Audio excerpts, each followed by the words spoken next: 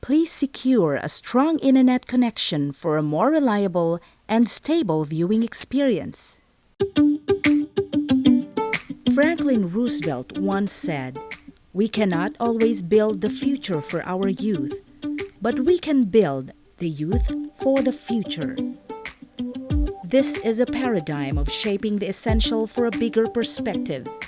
The youth, being the hope and the strength in nation building, is the significant factor to be developed now in order to shape the next generation of successful entrepreneurs. July of 2014 has set the milestone for CSCCI to tap the youth sector in the staging of the ComSur Business Expo. Now on its 7th year, the Regional Youth Entrepreneurship Congress has become a mainstay of the Expo.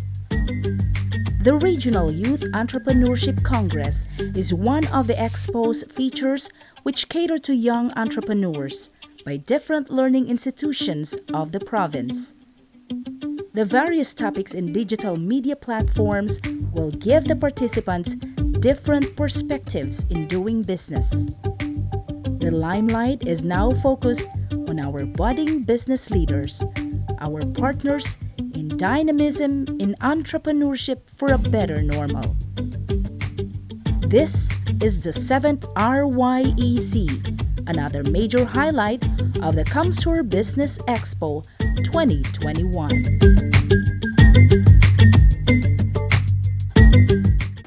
Welcome to the ComSur Business Expo. Every year, from July until October, the CSCCI stages a series of conventions for the major industries in the province of Camarines Sur. Each event combines technical seminars from industry leaders with the virtual trade fairs that highlights products and services from the Bicol region and beyond. This year, we are hosting the 4th ComSur Business Expo under the theme, Ready for a Better Normal. For over a year, the business community has struggled to meet the demands of the new normal. But today, the 4th ComSur Business Expo is proof that we are strong enough to overcome these challenges, smart enough to evolve, and ready for something better. The first event of the Expo is the 3rd ComSur Construct titled Resilient and Sustainable Infrastructure in the New Normal. Led by Chairperson Early Nicole Canada, this conference will feature new and emerging trends in the field of engineering and architecture. This will be followed by the first Health and Wellness Expo, themed Evolution of Healthy Lifestyle. Coming this August, under the chairmanship of Dr. Ryan Bastaleche, this convention will focus on the transformation of healthcare and the importance of self-care in trying times. In October is the 4th Bicol Agri Summit entitled E-Agri Summit 2021, Yield, Innovate, and Sustain. Under the leadership of Ms. Regina V. Melchor, this event promises to bring innovation and enthusiasm back into agriculture. The CSCCI will hold the 7th Regional Youth Entrepreneurship Congress under the banner of Dynamism in Entrepreneurship for a Better Normal. Headed by Ms. Maria Eusebia Quiñones, the RYEC is determined to channel the energy and creativity of youth into a passion for business. Meanwhile, the 4th Food and Beverage Expo, or FABEX, to be chaired by Ms. Maria Cecilia M. Magtuto, entitled F&B 2021, Adapting Through Innovation and Reinvention. This is expected to stir up some excitement for the food and beverage industry. As you can see, the 4th ComSur Business Expo is ready for a better normal, and it's about to get even better. A highlight for this year is the launch of our very own virtual events and Expo app, specially designed by the CSCCI to make conferences just like the ComSur Business Expo an immersive and interactive experience. Ladies and gentlemen, join us for a quick tour of the world inside CSCCI Vertex.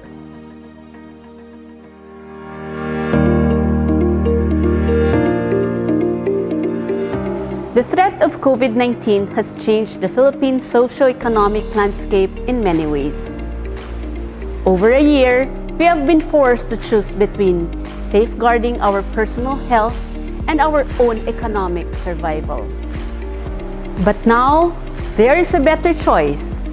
There is a safe space where we are free to work, to socialize, and do business, where we can be a community. Welcome to the world of CSCCI Vertex. Experience our immersive and interactive digital platform where online meetings, webinars, and virtual events are just one click away. Where you never have to leave the comfort and safety of your own home. Bringing together all the elements of a real business expo. This digital platform not only hosts virtual events, but also features an interactive virtual exhibition hall where consumers can explore, shop, learn, and be entertained. With CSCCI Vertex, businesses can showcase their products and services, link to external websites, offer downloadable content, monitor participation, generate electronic certificates, manage mass SMS and email distribution, and create a consumer database effortlessly in real time. This is the power of CSCCI Vertex, and now we are putting this power into your hands, powering your business for a better normal.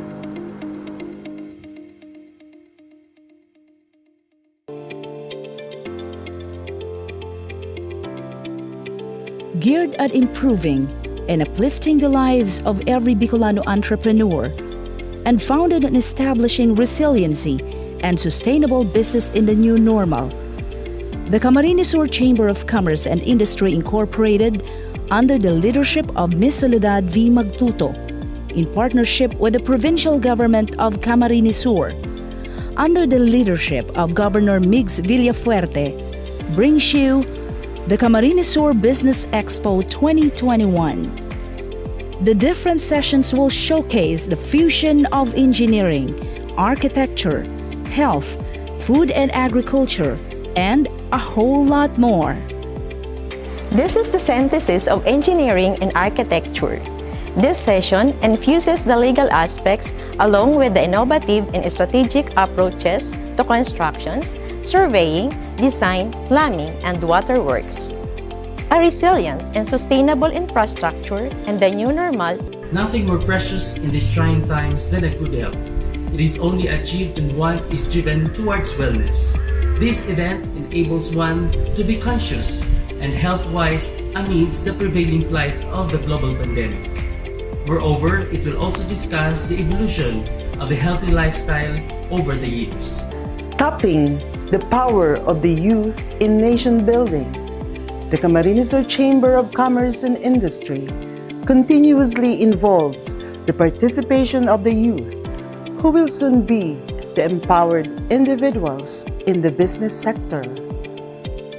Supplementing what these young minds have in them with the potent wisdom of experts, establishes connection between the experience of the veterans and the immense strength of the youth. Focusing with the dynamism of the youth sector in entrepreneurship. The advent of Food and Beverage Expo establishes a fresh new start for budding businesses. Food services remain to be the most lucrative commercial source of finance. The fresh idealism and vigor of the young merchants complement the promising success of F&B industry. This is the reinvention and transformation in the food and beverage aspect of business. Our all-time heroes against hunger and poverty. The farmers have their time to convene with the ins and the latest trends in competitive farming. This is the time for them to say yes, to yield, innovate, and sustain. The Bicol Labi Summit showcases all the best in agriculture and livestock industry through a digital approach on production, agricultural innovation, and sustainable industry on farming. This session caps the entire duration of the CAMSUR Business Expo on October 21 to 23. This is the Camarines Business Expo, your one-stop quarterly event, an assembly of business and industry fusion, inspiring the entrepreneurial world and strengthening the voice of the business sector. CAMSUR Business Expo, supporting the growth and development of MSMEs.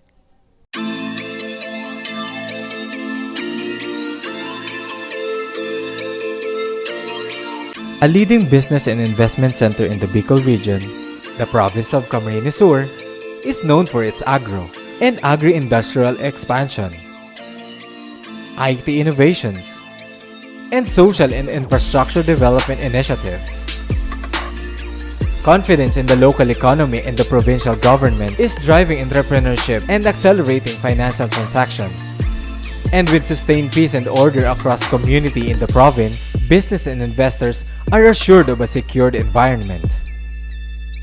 Sustained public investments in critical infrastructures and facilities capitalizes on the province's strategic geographic locations, expansive agricultural lands, and scenic tourism destinations, while protecting its gifted and hardworking human resources, continuously enhancing their skills, have built a local economy resilient to external shocks and threats, such as the ongoing COVID-19 pandemic.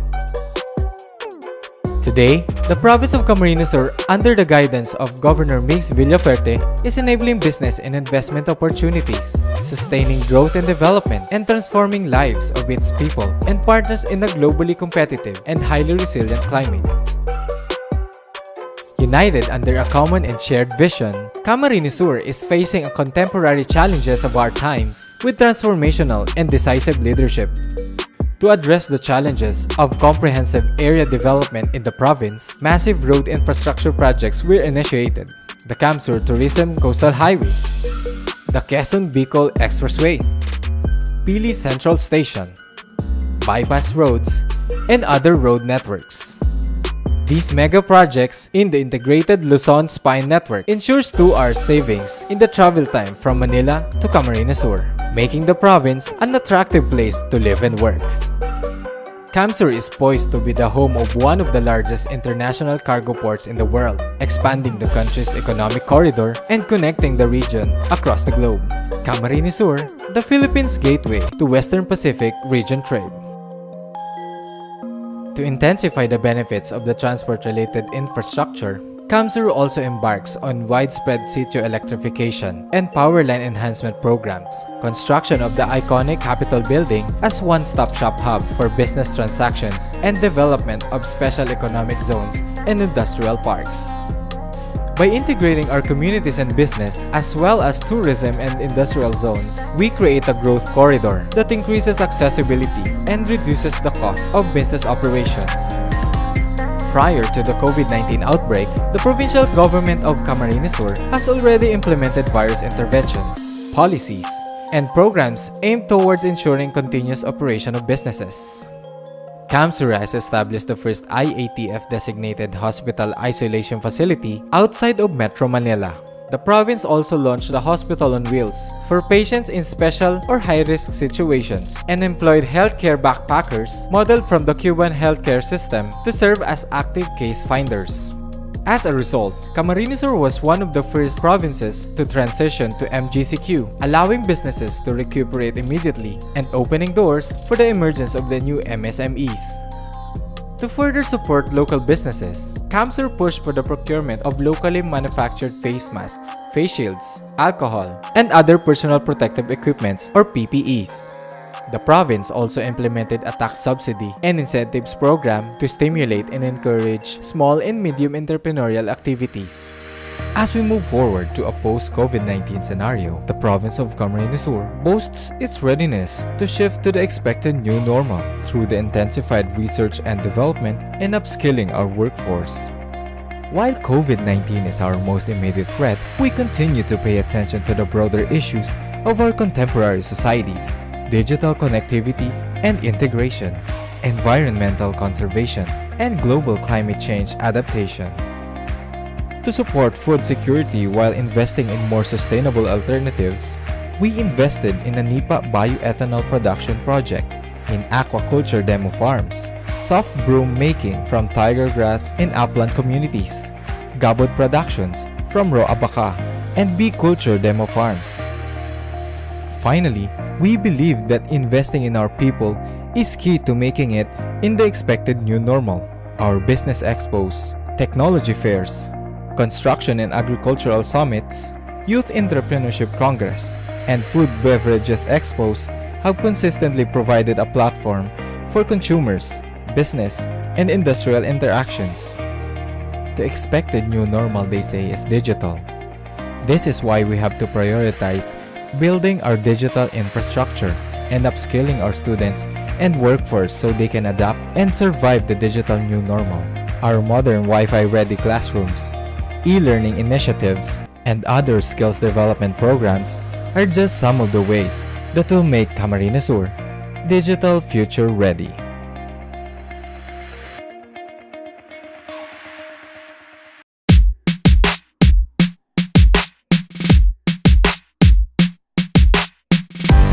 We would like to thank the following: our donors: Hypertech Computers located at 400 Rojas Avenue, Naga City; ABC Plus, advancing basic education in the Philippines; special plenary sponsor for the 5th plenary entitled Kid Startup: How You Can Be an Entrepreneur; Rotary Club of Rinconada, care of Miss Minihaha Gaite Nagrampa, President; Villa Caceres Hotel, Naga City; Lindes Tourist Inn, care of Mr. Neil Gaite, Almeda Highway, Naga City; Sea Farm, care of Centeno Family, Baao, Camarines Sur; St. Bartholomew Parish Church, Baao, Camarines Sur; Minds That Matter School, Liboton, Naga City; Rosary School Incorporated, Baao, Camarines Sur; TikTok Contest Prize Donors,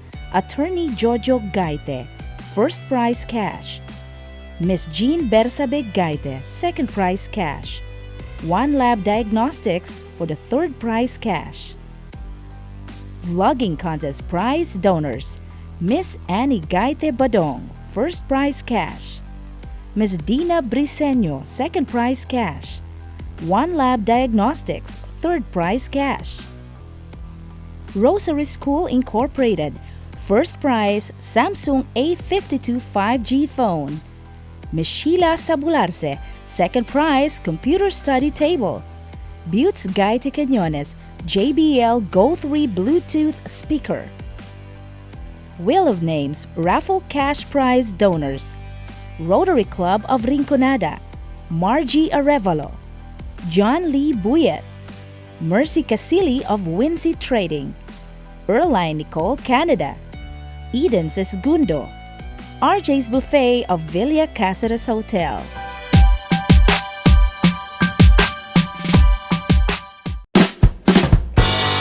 We would like to thank our valued partners for the year 2021.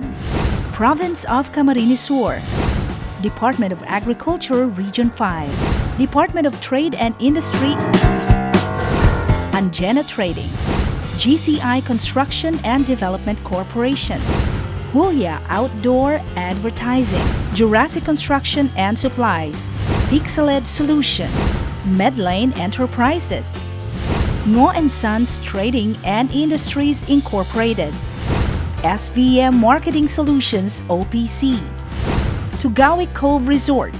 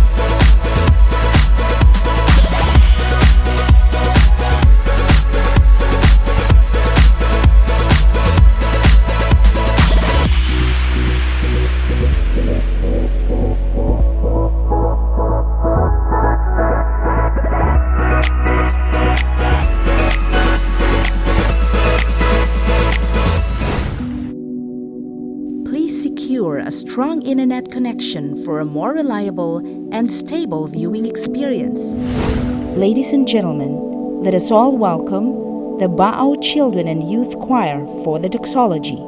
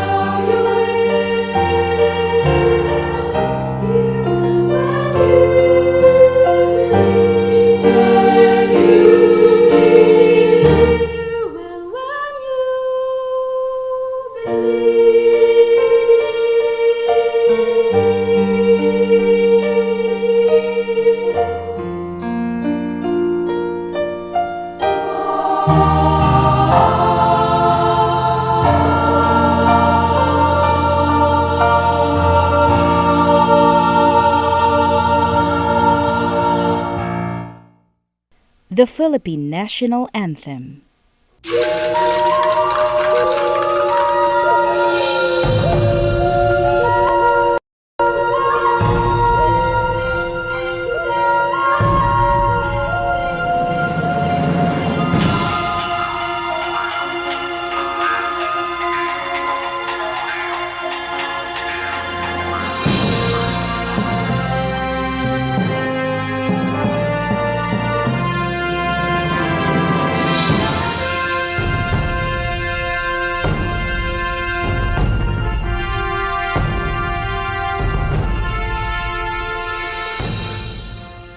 kababayan, ang pambansang awit ng Pilipinas. Kayang mag-ibig, pero sa sinakanan, alam ng puso, sa titik mo'y buhay. Lupang hinirang, kuya ka ng mag-ibig, sa manlulupin, di ka pasisigil, sa nagagapulok sa simoy at sa langit ng pagaw, ay hinatang tula, awit sa pagkayang minamahal. Ang isang ng matawad mo'y tagumpay na iindig, ang bituin at araw niya kailan ang may mag-iindig. Lumanang araw ng walang pagsinta, buhay langit sa piling mo. Ang hinigaya ng pagkay mga amin, ang mamatay ng dahil sa'yo.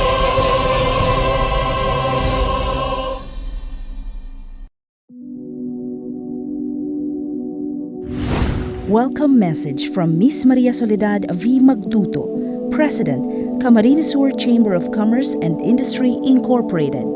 The goal of the Camarines Sur Chamber of Commerce and Industry is to empower and equip our partner sectors in building a better business community. This means creating an inclusive business environment where entrepreneurs of all ages can grow and reach their full potential. One sector that is full of such potential but is often overlooked is the youth. But the youth is a dynamic force of unrealized talent.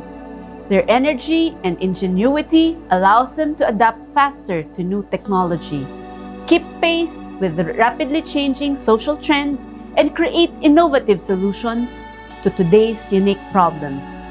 Now, imagine what you can do for the business community as an entrepreneur. This 7th Regional Youth Entrepreneurship Congress, themed Dynamism and Entrepreneurship for a Better Normal, aims to pave the way for smooth entry into business and unleash your entrepreneurial potential.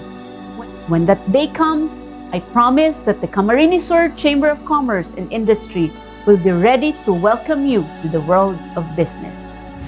Message from Regional Director Gilbert D. Sadsad, Regional Director, Department of Education, Region 5.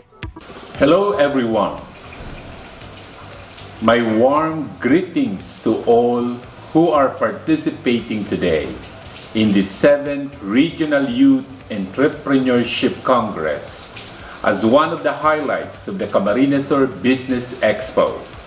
Thank you, Camarines Sur Chamber of Commerce and Industry Incorporated, for sponsoring this and for always actively initiating meaningful activities, not only for the business sector in this community, but for providing our youth with opportunities in entrepreneurship. Capacitating them is equally important in making our economy great by improving their knowledge and financial literacy and giving them ideas and inspiration to engage in businesses and financial management. My gratitude and thanks to the President of the Camarines Sur Chamber of Commerce and Industry, Ms. Sol Magtoto, together with the Chairman of the program for this activity, Ms. Eusebia Gaite Quiñones, my beautiful comadre. The pandemic has greatly challenged our will, wits, and wealth. The test if we could still pursue our dreams, goals, and hopes despite the hardships. The test of will, the test if we could hold on to our sanity and use our mental power to effectively deal with the daily bouts requiring our intellect to end with the best decision, the test of wits, and the test on generating wealth or money from whatever sources we have to help us survive and jumpstart to a better normal. The test of wealth. Have you realized this? Have you at least asked, at least once, what would become of us in the future? Will we be able to survive? Will we be able to adapt to a new world when this pandemic is finally over? If you have had, or if these questions I am asking you now makes you say, oo nga ano, then good. Wake up the creative you, the strong-willed you, and the entrepreneur you. You will make it and you will thrive. Kevin Systrom, do you know him? The founder of your favorite app, Instagram, once said, if you got an idea, start today. There's no better time than now to get going. That doesn't mean quit your job and jump into your idea 100% from day one. But there's always a small progress that can be made to start the movement. Today is a day of ideas. You are lucky to be presented with much of these. Pick the ones you believe will help you and make you grow mentally, physically, and financially. The theme, Dynamism and Entrepreneurship for a better normal, is but fitting and relevant to today's current setting. The times are hard. We are challenged, and dynamism or being active should be the key for us to win against the situation. I am happy that we have the youth. We have our learners today as the major participants to this Congress. Young minds are the best ones to absorb new ideas and have these ideas tested by their own experiences. Take advantage of this event.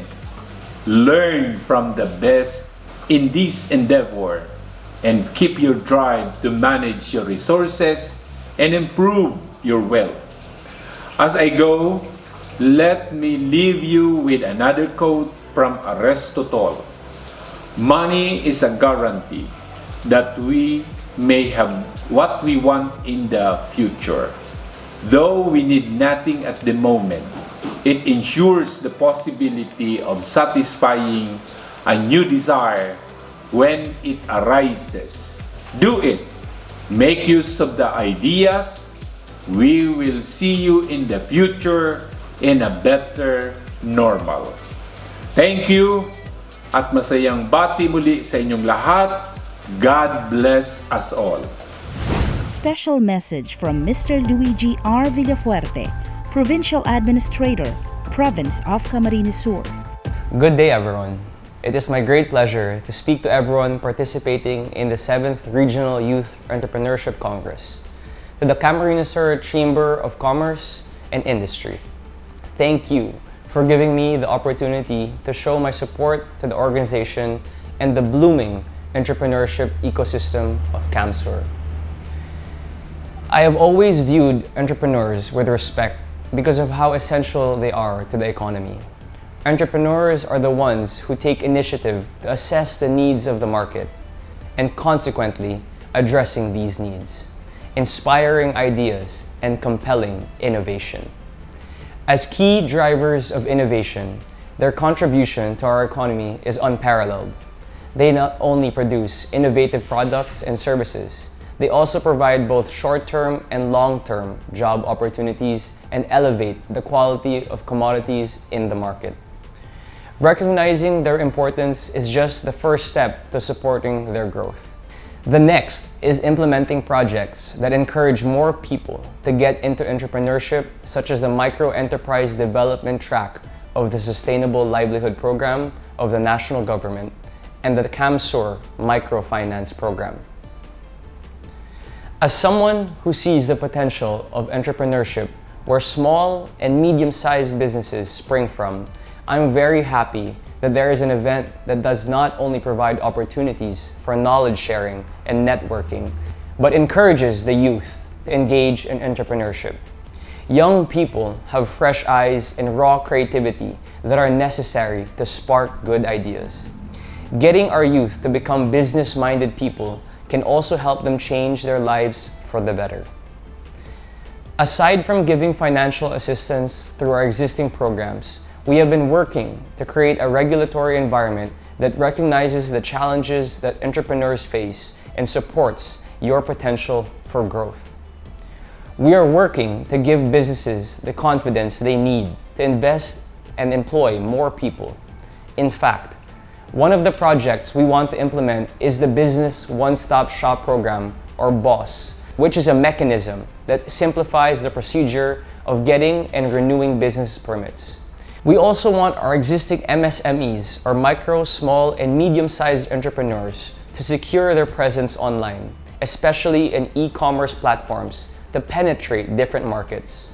We aim to continue offering incentives and better access to loans to help keep our entrepreneurs in business. But aside from driving the economy into new heights, we have also given our complete support to our entrepreneurs because it takes a lot to become one. Being an entrepreneur is not easy. One must be willing to take risks and open to learning, diverse people, and failure. That is why whenever you entrepreneurs thrive, we could not be more proud in celebrating your creativity and new ideas. We take pride in the passions our kababayans pursued and their products recognized by the community and nationwide.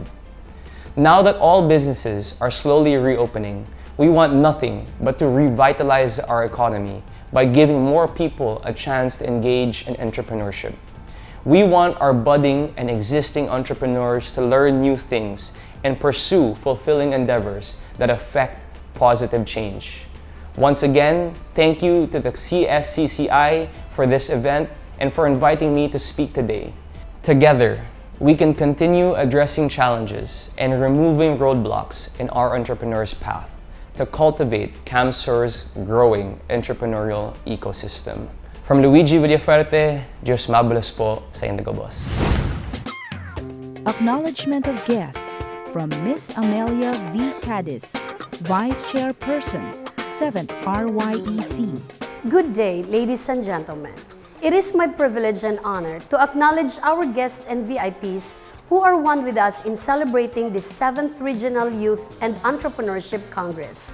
Honorable Miguel Luis Migs R. Villafuerte, Governor of the Province of CAMSUR, Ambassador Benedicto Yuwico, President for the Philippine Chamber of Commerce and Industry, Ms. Clarin Tobias, PCCI Area Vice President for South Luzon, Ms. Mergy Moraleda, PCCI Regional Governor for South Luzon, Region 5, Dr. Freddy Bernal, Director for Commission on Higher Education, Regional Office 5, Diosdado San Antonio, Undersecretary for Curriculum and Instruction, Gilbert Sadsad, Regional Director, DepEd Region 5, Loida Nidea, Schools Division Superintendent for CAMSUR, Camarines Sur Chamber of Commerce and Industry Incorporated, headed by Ms. Maria Soledad Magtuto, President, Ms. Maria Emma Lorin, Executive Vice President and Chairperson of the 4th CAMSUR Business Expo, Vice President for Membership,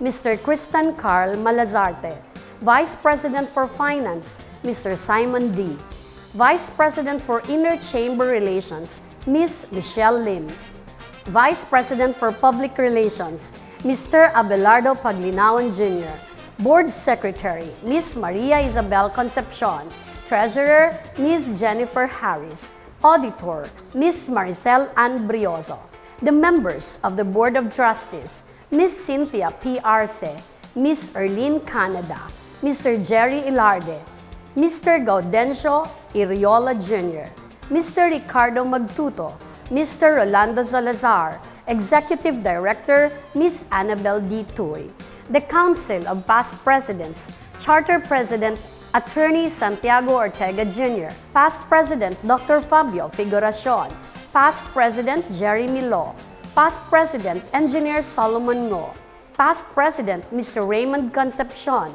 Past President Mr. Enrico Avelino Evangelista, Past President Mr. Hoover Picar, Immediate Past President Engineer Alexander Gaite. Likewise, I would like to acknowledge my co-committee members for the 7th RYEC. Chairperson, Ms. Maria Eusebia Gaite Quiñones.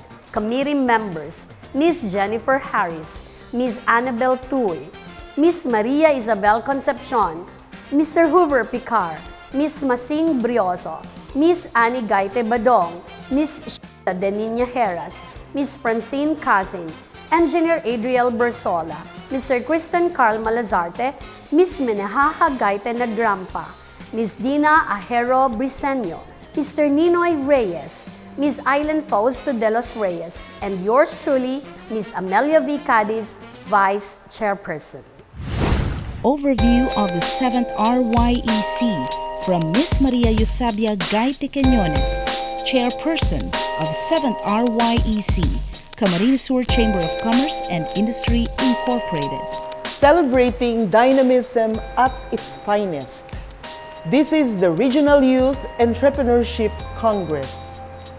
Welcome, one and all, to this gathering of our nation's strength and hope, the Congress of Youth in Bicolandia. The advocacies and programs of the Camarines Sur Chamber of Commerce and Industry has prevailed even in this time of pandemic. Bannering with the theme, Dynamism in Entrepreneurship for a Better Normal. The Chamber has conceived of tapping the potentials of the youth sector, and you, as the major catalyst of change, will serve as our junior trainees in the world of commerce and industry.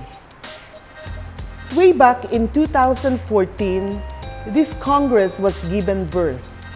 Now, on its 7th year, the Chamber has continued to sustain assistance to empower the youth of Bicol in venturing into business and industry.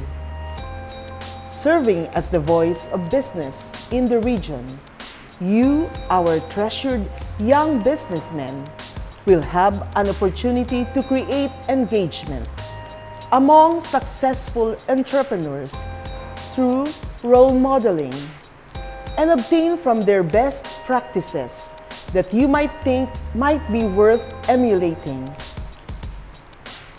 Aimed at teaching you on how to make gains through multimedia and social media platforms, this Congress will enable you to the basics of electronic commerce that will widen your perspectives in seeking for potential income-generating source in this new normal. With the prevalence of COVID-19, it promises us of our success in the adaptation to a better normal. This Congress is an alternative medium in preparing you for life ahead. While you are still young and explorative, the CSCCI grabs the opportunity to serve you, to prepare you not just for profits and gains, but to prepare you for life. Dynamism for business starts now. It will start today as you venture the first step to the world of commerce and industry. Congratulations, everyone. Intermission number by Samurai Dancers. It's the thought of being young, when your heart's just like a drum, beating louder with nowhere to guard it. When it all seems like it's wrong, sing along to Elton John, and to that feeling we're just getting started. When the nights get colder and the rhythm's got you falling behind, just dream about that moment when you look yourself right in the eye. Then you say, I wanna dance, the music's got me going, and nothing that can stop how we move. Yeah, let's make a place and live just like we're golden and rolling like we're dancing fools.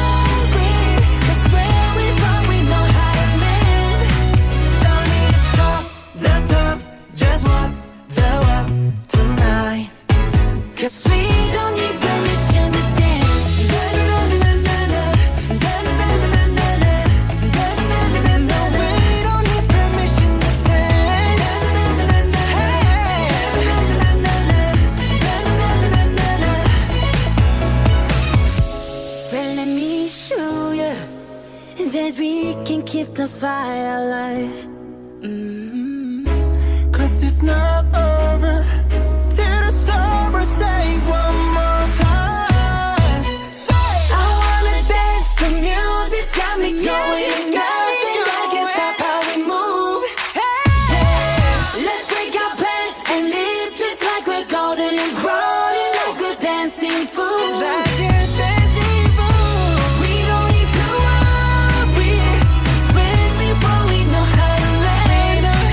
Don't let the talk, just walk the walk tonight. Cause we don't need permission to dance. No, we don't need permission to dance. We don't need permission to dance.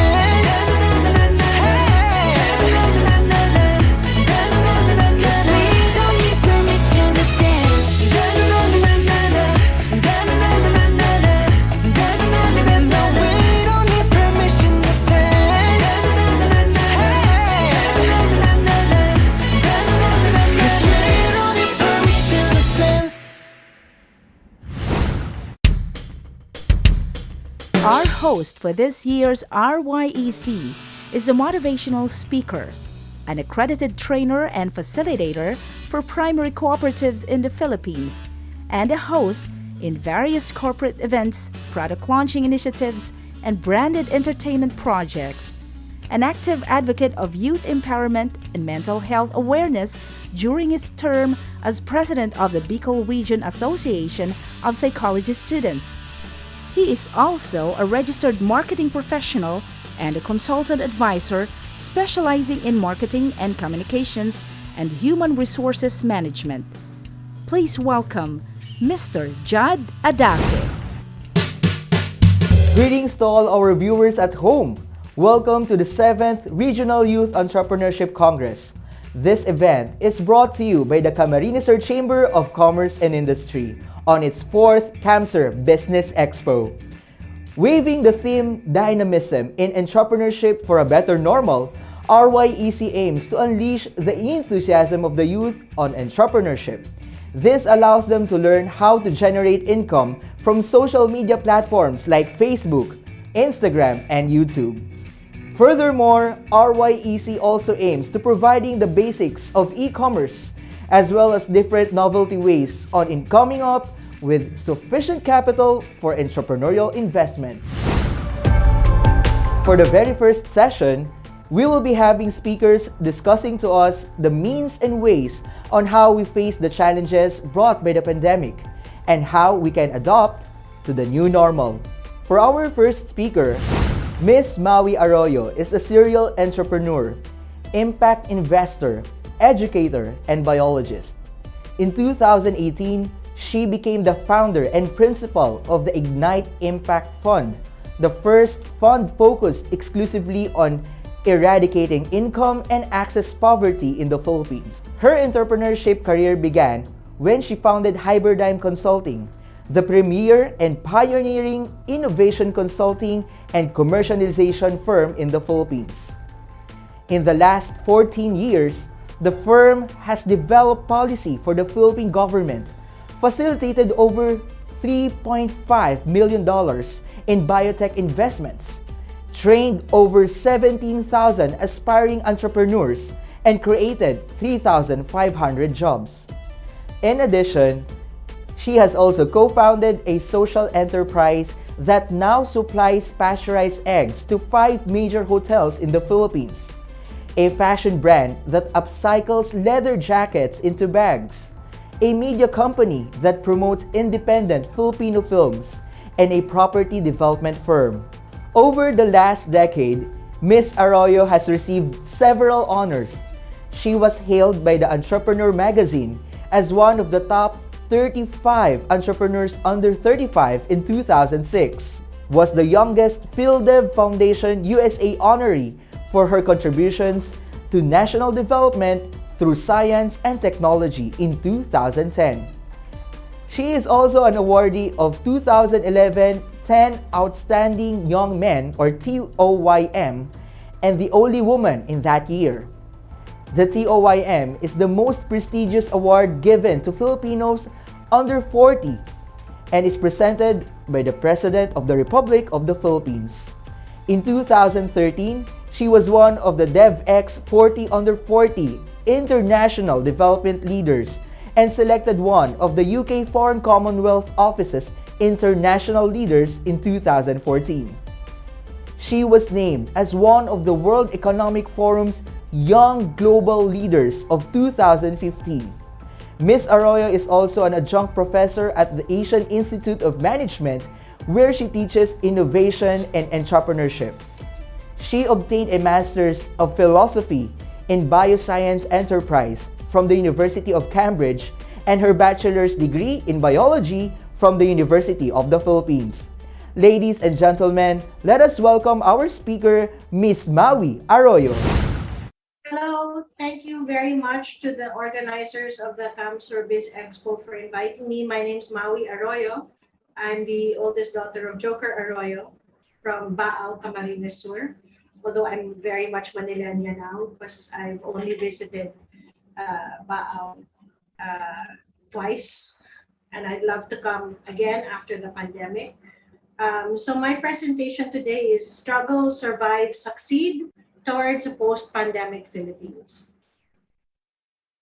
Now, the first thing people ask me is, when are we going to go back to normal? And I always say, we can't go back to normal. The old normal wasn't working.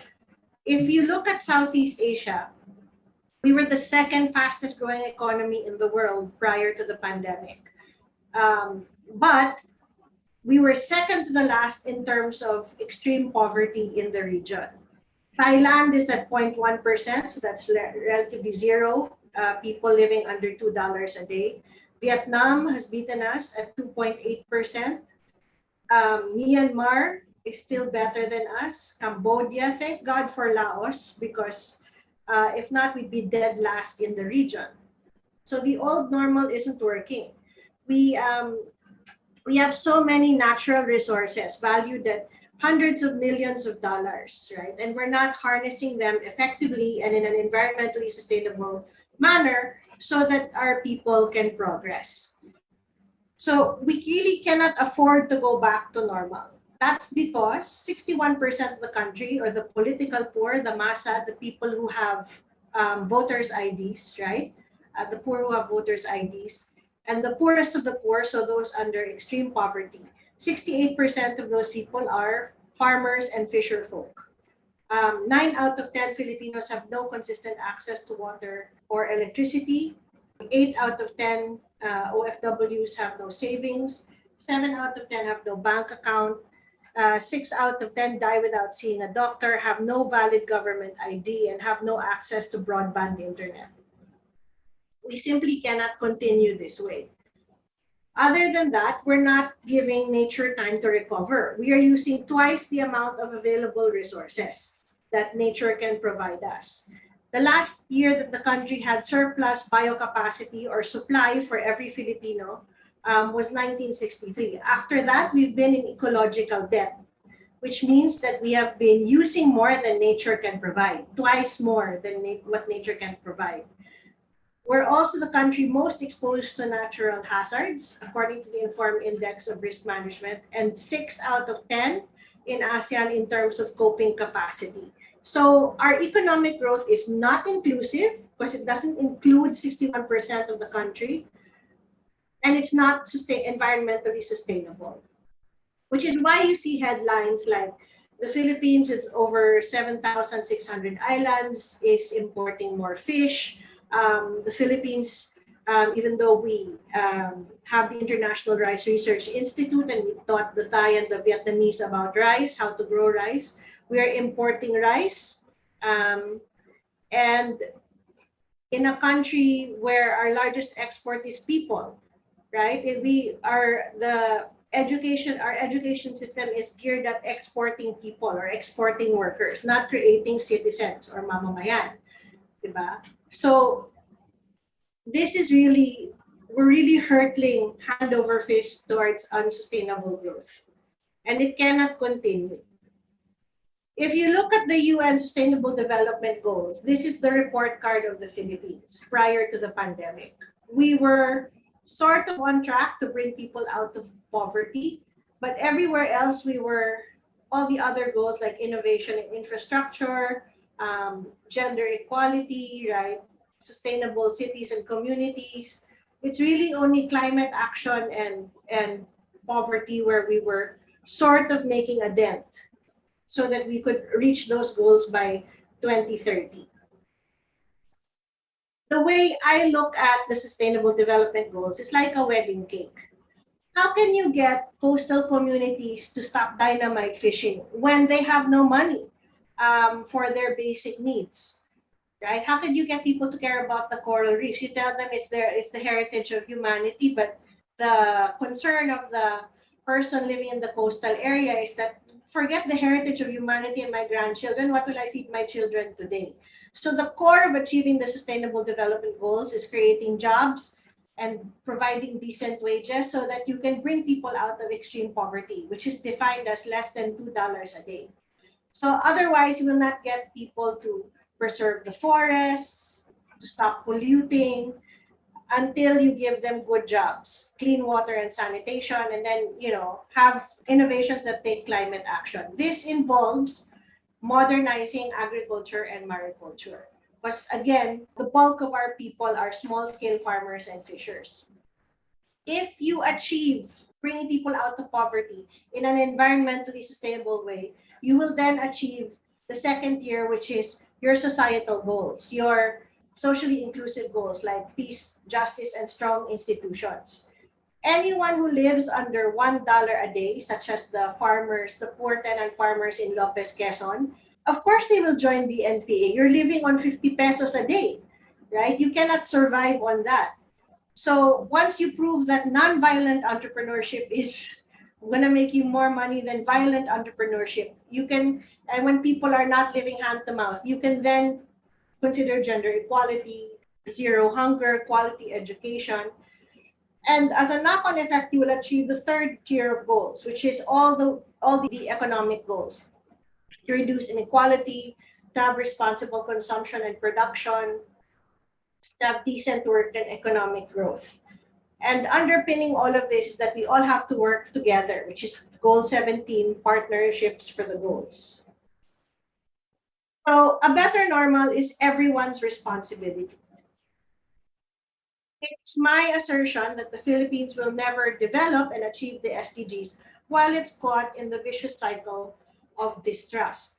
If you graph trust, so the proportion of people who agree with the statement, most citizens in my country can be trusted, and GDP per capita, the Philippines is dead last in the world. Filipinos trust each other the least, and it has been holding us back since the 1970s. You know why? Because you don't invest in people that you do not trust. And how can you have entrepreneurship if you don't have investors, right? Added to the fact that we are kind of an oligarchipelago. There's the economic oligarchy. So 87% of our GDP goes to 19 families. But there's also the political oligarchy. In every region, you have fat dynasties. So it's not just like the Kennedys in the US, where John F. Kennedy passes it on to his brother Bobby. No. Here it's Juan, the father, passes it on to his son Pedro, and then his cousin Jose, and his uncle Carlo, and then, the dynasties, you have members that simultaneously occupy elective positions. As a result, 40% of our national budget is lost to graft. So one of the first things I would encourage you to do if you care about your future and the future of our country is to vote wisely sa halalan 2022, right? Suriin talaga yung qualifications ng mga kandidato, huwag maniwala sa fake news, do your own research, because the Philippines needs you to hire the right person to help our country get better. No? So we trust each other the least because we don't have a sense of us. Yes, we're all on social media. We've never been more connected, but we also have never had less in common. No? We don't seem to empathize anymore with each other. We say, well, nothing happened to my family during martial law. Nothing happened to my family during the war on drugs. If this pandemic should teach you anything, it should be that the safety and security of your family is connected to having a better life for every other Filipino. Because until everybody has safety and security, we will not prosper as a country, and your families will not also prosper. So part of the problem of our country is that we're the teenagers of the world. We have responsibilities that we refuse to shoulder and freedoms that we abuse. We do need to grow up. We need a sense of discipline, but the discipline is choosing what you want more instead of what you want now, right? Because what I want to do now is not to talk to you, but to play Mobile Legends, right? But this is important. So I choose, because I have discipline, what I feel is more important, what is more important to me. And that's what discipline is. And by emphasizing and reinforcing those values, we then create a sense of us. Ano ba talaga ang pagka-Pilipino? And to answer that, we have the core of Filipino psychology, which is kapwa. In English, the shared inner self, right? Ang pagkakapwa. Okay? This is why we don't have a word for hello in our country. We ask, saan ka galing? Kumain ka na ba? We know each other through stories and metaphor, right? We want to get to know each other. And that's why it's in most of the words, kaibigan, shared love, right? Kapamilya, right? Kalikasan, co-creation, kamag-anak, shared heritage, no? So we have to put the pagkakapwa back in our daily lives. We have to have that sense of self, no, about what a Filipino is and who we are. And the way we do that is we have to make a difference by being the difference. When we look at the SDGs, 70% of the 169 SDG targets can be directly supported by technology and innovation. But the goals with the lowest number of present-day applications are goal number 1, no poverty, gender equality, life below water, and life on land.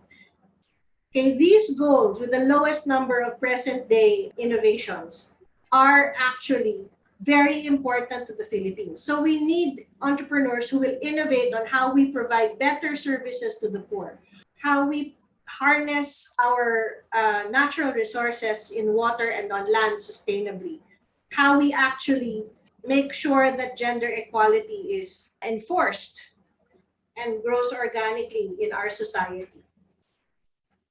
And that's why I decided to start Ignite Impact Fund, which is a fund that is dedicated to investing in businesses that will help the Filipino people by investing in communities, right? So if you ask what we invest in, we mostly focus on agriculture and the blue economy, so fishing, aquaculture, and mariculture, because these are going to be markets that are going to grow by 2030.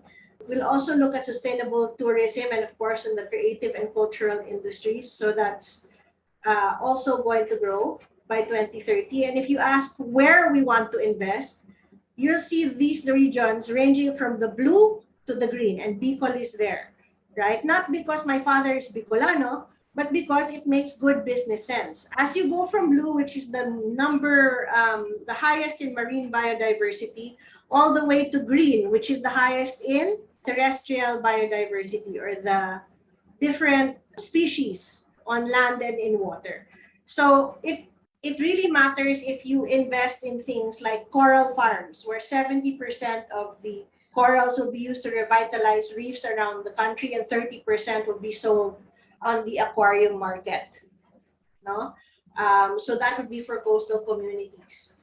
And modernizing agriculture with organic biofertilizers and other tools that will help increase yields and bring farmers out of poverty in coconut production plants, in tomato processing plants, right? So these are not rocket science, and these are things that will really give hope and give better jobs to our countrymen.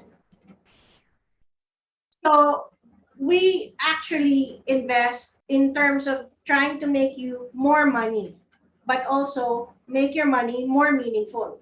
So while your usual venture capitalist in Manila wants to make targets a return of 6x, so 6 times your money in 6 years, we are targeting a return of 3 times your money and a tangible, measurable impact. Because if you give to charity, you don't need a return, right?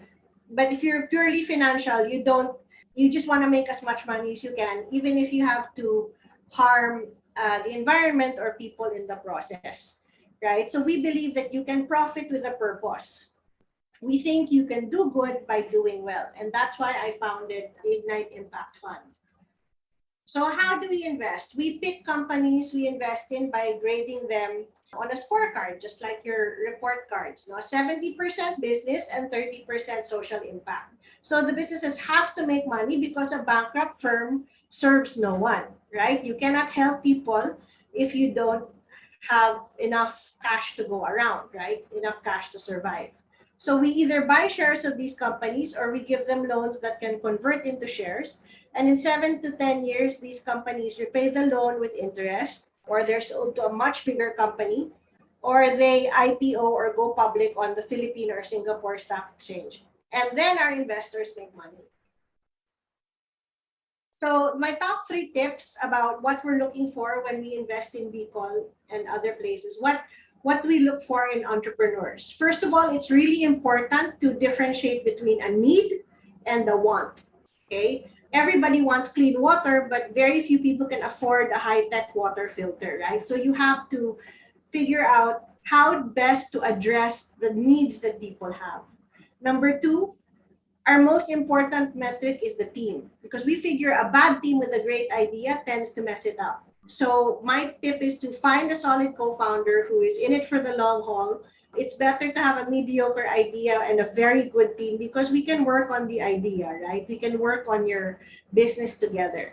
Number 3, if your business model is purely financial, we can't accept you. So please don't woke wash or build your impact into your revenue.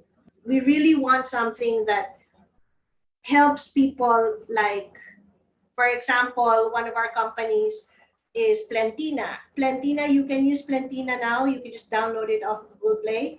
It's a credit card on your mobile phone. For us, you can use it to pay for your purchases. It starts as small as 100 pesos. You can pay on Smart, 7-Elevens, National Bookstore, Pure Gold, Lazada, of course. So we like those businesses where it helps people build a credit history, and at the same time, it increases the middle class. Another company we're looking at is building community vegetable gardens for barangays and then having them sell the surplus to neighboring towns, right? So we're trying to solve poverty by giving people good livelihoods, right? And decent living, while at the same time making a return. So you do have to be profitable. You have to find new ways to solve existing problems. I'm not saying it will be easy, but I promise you it will be worth it. We need you, not just to vote, but to also start businesses that will help fellow Bicolanos, no? Because until you see successes where Filipinos investing in the Philippines and, bringing people out of poverty by creating jobs, you're never going to get people who will trust in our country and in our people, which is sad because we're already world class. So it's not going to be easy, but I promise you it will be worth it. So I'm happy to take your questions in the open forum, and thank you very much for your attention.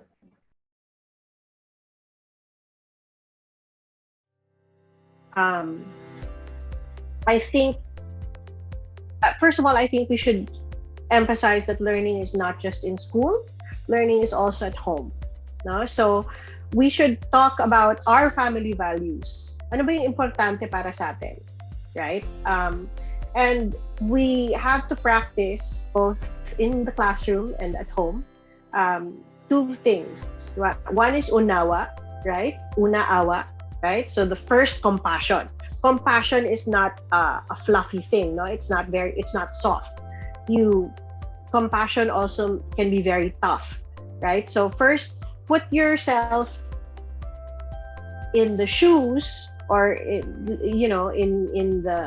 try to think about and be considerate of what the other person is thinking, right? Because it's very easy to say, look, I'm a millennial. Why should I care about the coral reefs? Why should I care about some poor person struggling in Kidapawan? Someone who, why should I care about economic development in Naga? Why should I care about a smallholder farmer in Baao? No, but I care about that because they're fellow Filipinos, they're fellow human beings, and I want everybody to have a better life. And the reason I want everyone to have a better life is because it means more safety and security and more money for me, right? Because if everybody has a home, a toilet, they're out of poverty, that means there's less terrorism. We're not paying the emotional tax of someone who's an OFW and not seeing you grow up. We have stronger families, and this means that especially in the sense of a pandemic, that families stay together, they're safer together, right? There's more things for me to invest in, and that means I actually make more money, right? The second thing we have to do is to practice is yung pagkakapwa, right? A sense of us. It's easy to say like, ba't ako susunod ng batas? Dedehado ako because no one else follows the laws. Yeah, but if I really strongly emphasize putting up a complaint jar in your home. Every time na may reklamo kayo about the country, please put money in that jar, right? Is there too much traffic because nobody's building roads, or you can't, people are stupid, somebody said something stupid to you, put something in that jar and then donate it to the nearest public school, right? Because we have to make a difference by being the difference. You have to be the difference, right? It's not enough to complain. You have to put your money where your mouth is, even if it's only 1 peso, even if it's only 5 pesos, right? Keep a change jar. And if you don't like having that many coins, then use GCash. Go to Giving Hero, right? There are so many vetted projects there that you can actually donate to, and it's a matter of let's say wala kang pera kasi diba, pandemya, and it's really hard to get money. Fine, but if you complain about the lack of order and discipline in the Philippines, then be disciplined yourself, right? Don't jaywalk. Right? Follow the rules, because it's up to us. We cannot control if someone is corrupt or whatever. We have to be the ones to make the decision. And one of the key places to make that decision is in the voting, when we vote, in May next year, right? Please vote for someone that you would trust to babysit your children, you would trust to let into your home, right? Because the Philippines is your child too. You also have to think about who is the best person who will steer the country in the right direction. No, it's not about who's winnable. It's about who you believe based on not on their personality, but on their accomplishments, their programs, their plans for the country, whether they can execute that, their track record. It's really about who you believe will be best, because we are hiring them. They work for us. We don't work for them, right? They're going to be in charge of the Filipino taxpayers' money. Okay. Question number two. Our country still imports fish and rice, even though Erie is located here. What is the problem? The problem is twofold. One, we don't invest in Filipino innovations, right? And we don't invest in Filipino innovations because for some strange reason we think all innovations only come from Japan or Korea, or they're not smarter than us, right? They just take the chance to invest in their own people, right? If you will trust your money to Mobile Legends, right, or to Axie Infinity, you can certainly trust your money in a fellow Filipino, right? It's a matter of we have to invest in our own country, not utang, because when I give you a loan, all I care about is that you pay back my money, right? I don't care whether you succeed or fail. Okay? But when you invest in equity or you buy shares of someone else's company, right? Like a coconut processing plant in Lopez, Quezon, or if you're a part owner of PLDT by buying on the Philippine Stock Exchange, or if you're gonna invest in a restaurant or in a farm or in farm processing, right? You succeed when they succeed, which is why in Ignite Impact Fund, we invest in equity. We partner with farmers and fisher folk. So we have to trust each other so that we invest in each other, right? Otherwise, the supply chain is never going to change. There's going to be so many inefficiencies. There are an average of 27 middlemen between someone in Mindoro, a small-scale fisher in Mindoro, and me, right? There is, I think, 24 between a small-scale farmer in Bicol and me, no? So things will not become more efficient if we don't invest. So in question number 3, you also mentioned that to modernize agriculture and mariculture, even though land reform has been around for 30 years, why haven't we achieved our goal of lifting people out of extreme poverty?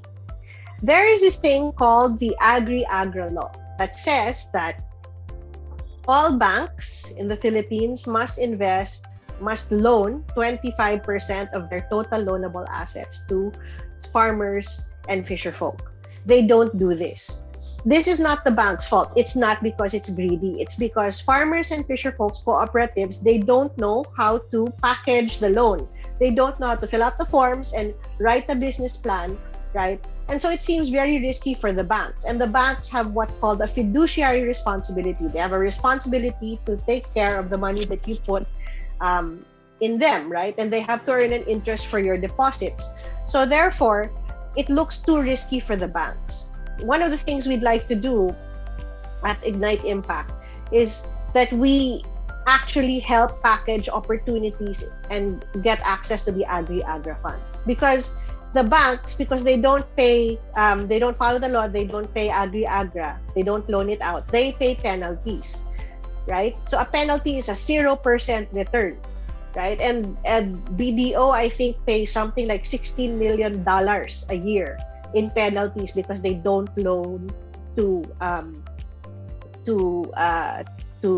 small scale farmers and fishers. Again, because it's not packaged well. So that's zero money, right? That's zero money back.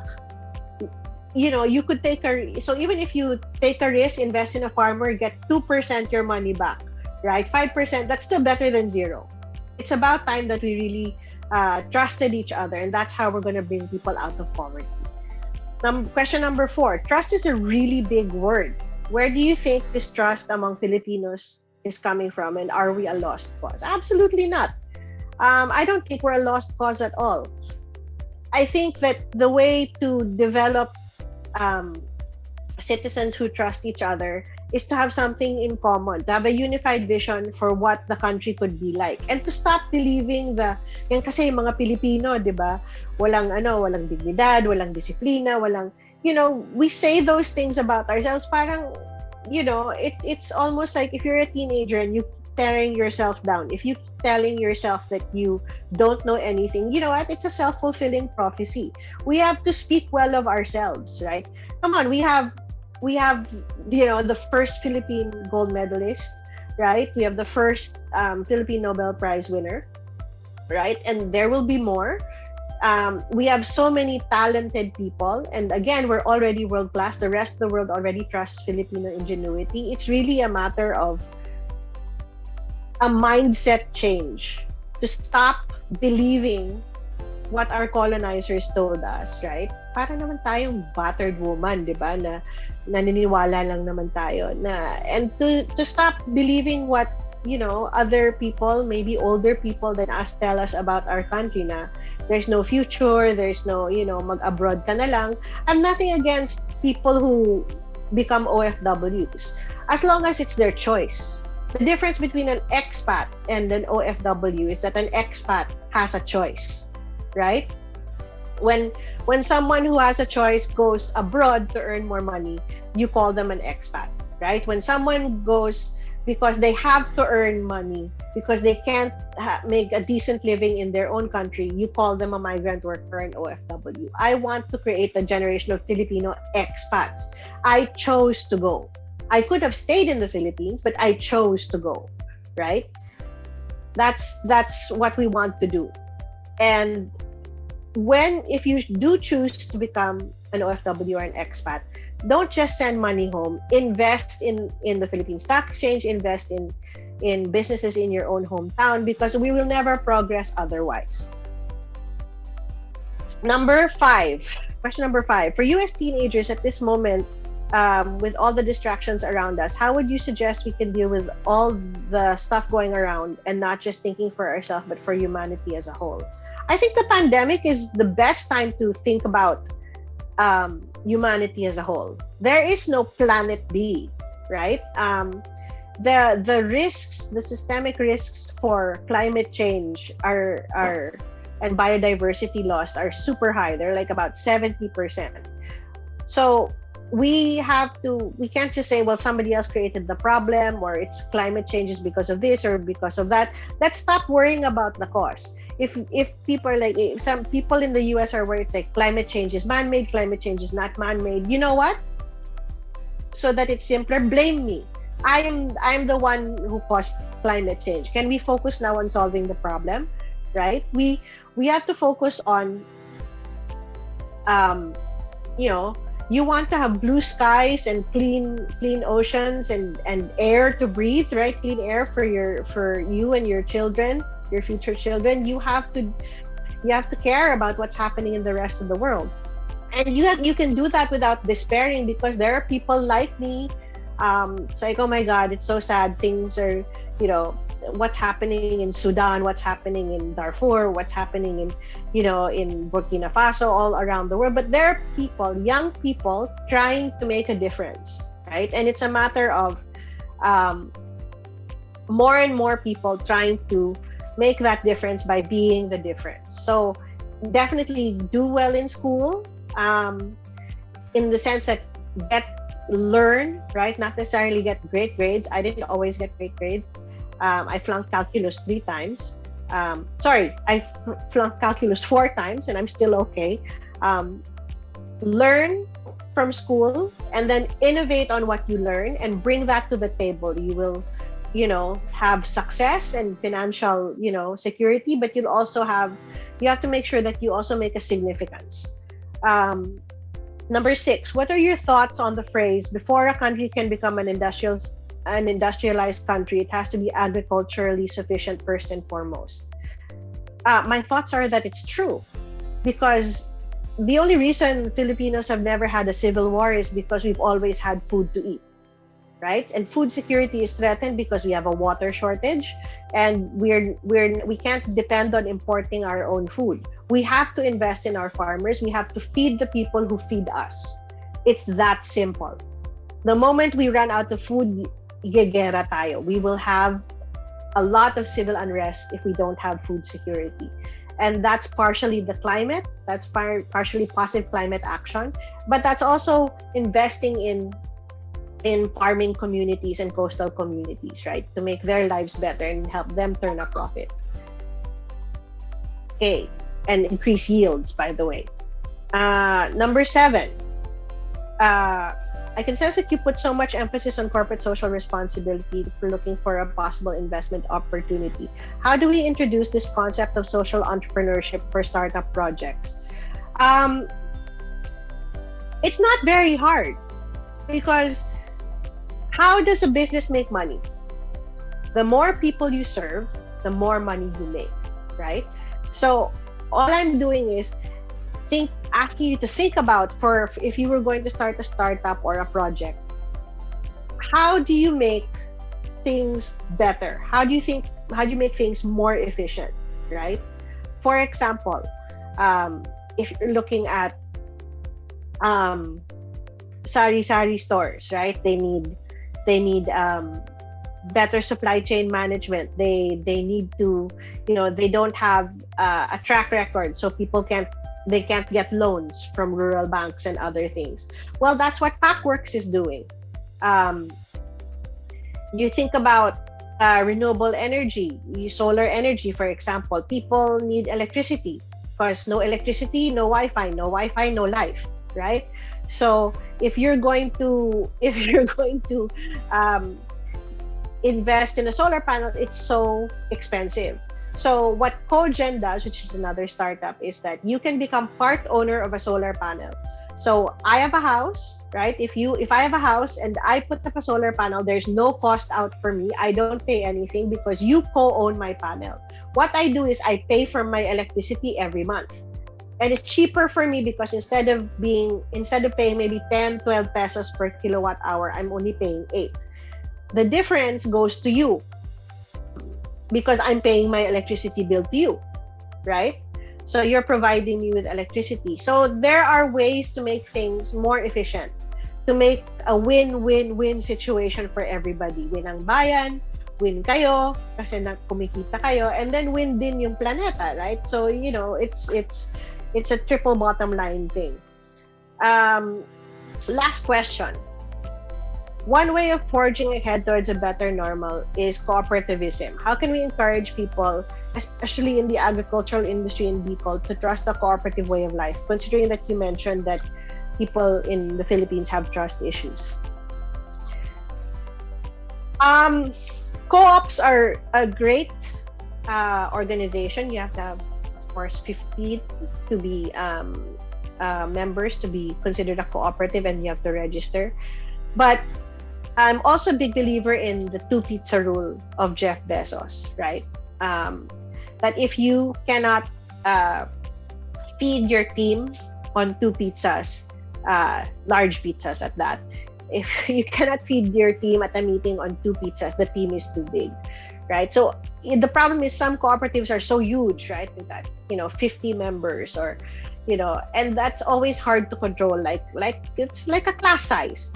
In the Philippines, it's always better when you have a low teacher to student ratio, right? When you have less people, you can be more agile, you can make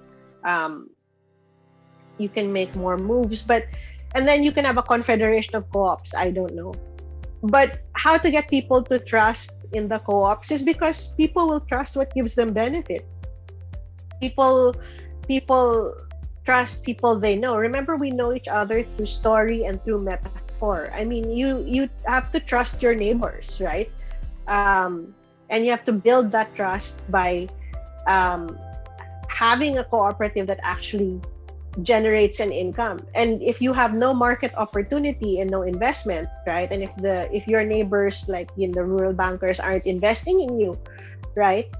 Then life is hard and being in a co-op is meaningless, right? So you really have to make co-ops more efficient by actually providing investment and having more market opportunity and having benefits by being part of a co-op. Because why will you be a member of a club if there's no benefit to you, no? So that's something that we have to work hard on, not just in Bicol but all around the country. And again, that means that everyone has to take an interest in the growth of their own communities, right? What is the investment needed in our own communities, diba? And where can we get either grants or help, right, from NGOs, diba, to help the community get on its feet. And there are many ways of doing this, right? And there are many ways of making sure things get better. All I need you to do is try and innovate, try and help make lives better. And I promise you, you will not only be financially successful, you will also experience significance, right? You will make a difference, and that is the best feeling in the world, right? Because being a good citizen has its own rewards. Not only will your reward be great in heaven, but you have this feeling of your life has so much more meaning, your work means something, and that you've helped other people. And that's one of the great joys of life, and I hope you experience it too. Thank you very much for having me, and I hope I answered your questions. Camarines Sur Chamber of Commerce and Industry Incorporated, in partnership with the Provincial Government of Camarines Sur. CamSur Business Expo 2021, ready for a better normal. 7th Regional Youth Entrepreneurship Congress present this plaque of appreciation to Miss Maui Arroyo for extending her invaluable contribution and unwavering support as our resource speaker, contributing to the success of the 7th Regional Youth Entrepreneurship Congress with the theme Dynamism in Entrepreneurship for a Better Normal. Given this 17th day of November 2021 at Camarines Sur, Philippines. Signed, Chairperson of 7th RYEC, Maria Eusebia G. Quinones. Expo Chairperson, CamSur Business Expo 2021, Maria Emma F. Llorin. President, CSCCI, Maria Soledad V. Magtuto. Dr. Eduardo R. Pirapil Jr. is a management consultant, executive coach, author, speaker, and social enterprise advocate. He is the president and chief consultant of Credo Group Incorporated, a management consulting company engaged in leadership development, strategic planning, culture change, and venture investments. He is the author of Career Success, The 48 C's, 19 Touchstones, a guide for every entrepreneur, and Open Secrets, a framework for young success. He is also the course designer of the Practical MBA series and the Social Enterprise Academy. His consulting and speaking engagements led him to different provinces in the Philippines and extending to countries in Southeast Asia, the Americas, and Europe. He holds a Doctor of Business Administration degree from the Ateneo de Naga University and graduated with distinction. He completed his Executive Masters in Business Administration from the Asian Institute of Management. He also holds a Master of Arts in Christian Leadership from the Asian Seminary of Christian Ministries. He holds a Bachelor's of Arts in Communication Arts from the University of the Philippines, Los Baños. He received a College Distinguished Award from UPLB in 2017 for his contributions to agribusiness. He is also the president of KGP Property Holdings Incorporated, a company engaged in real estate leasing. He is also engaged in natural farming, sheep raising, calamansi, and cacao breeding. He lectures on marketing management, enterprise development, and philosophy of business at the Ateneo de Naga University. He is also a member of the Manila Southwoods Golf and Country Club. His civic and religious involvements include YMCA and Green Hills Christian Fellowship respectively. It is with great privilege to introduce to you our next speaker. Interviewed by our segment host, Ms. Sheila De Nina Heras, let us welcome Dr. Eduardo Pilapil Jr. Magandang araw sa inyong lahat. Good day, and I'm happy to be part of this activity. Okay, when we talk about this theme, how can every business have social impact? We're talking about all types of businesses.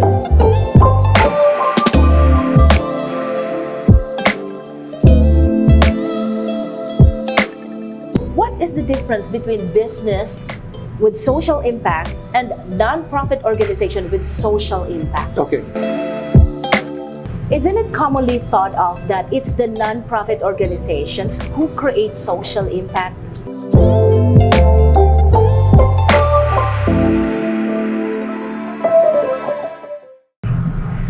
To talk about the topic, how every business can have social impact and important and timely issues that go with it, we will be having trustworthy answers from Dr. Ed Pilapil Jr. And this time we welcome Dr. Ed. Magandang araw sa inyong lahat. good day, and I'm happy to be part of this activity. Yes, on behalf of CSCCI and the whole RYEC, we thank you so much for the opportunity. It is my pleasure to be part of your conferences.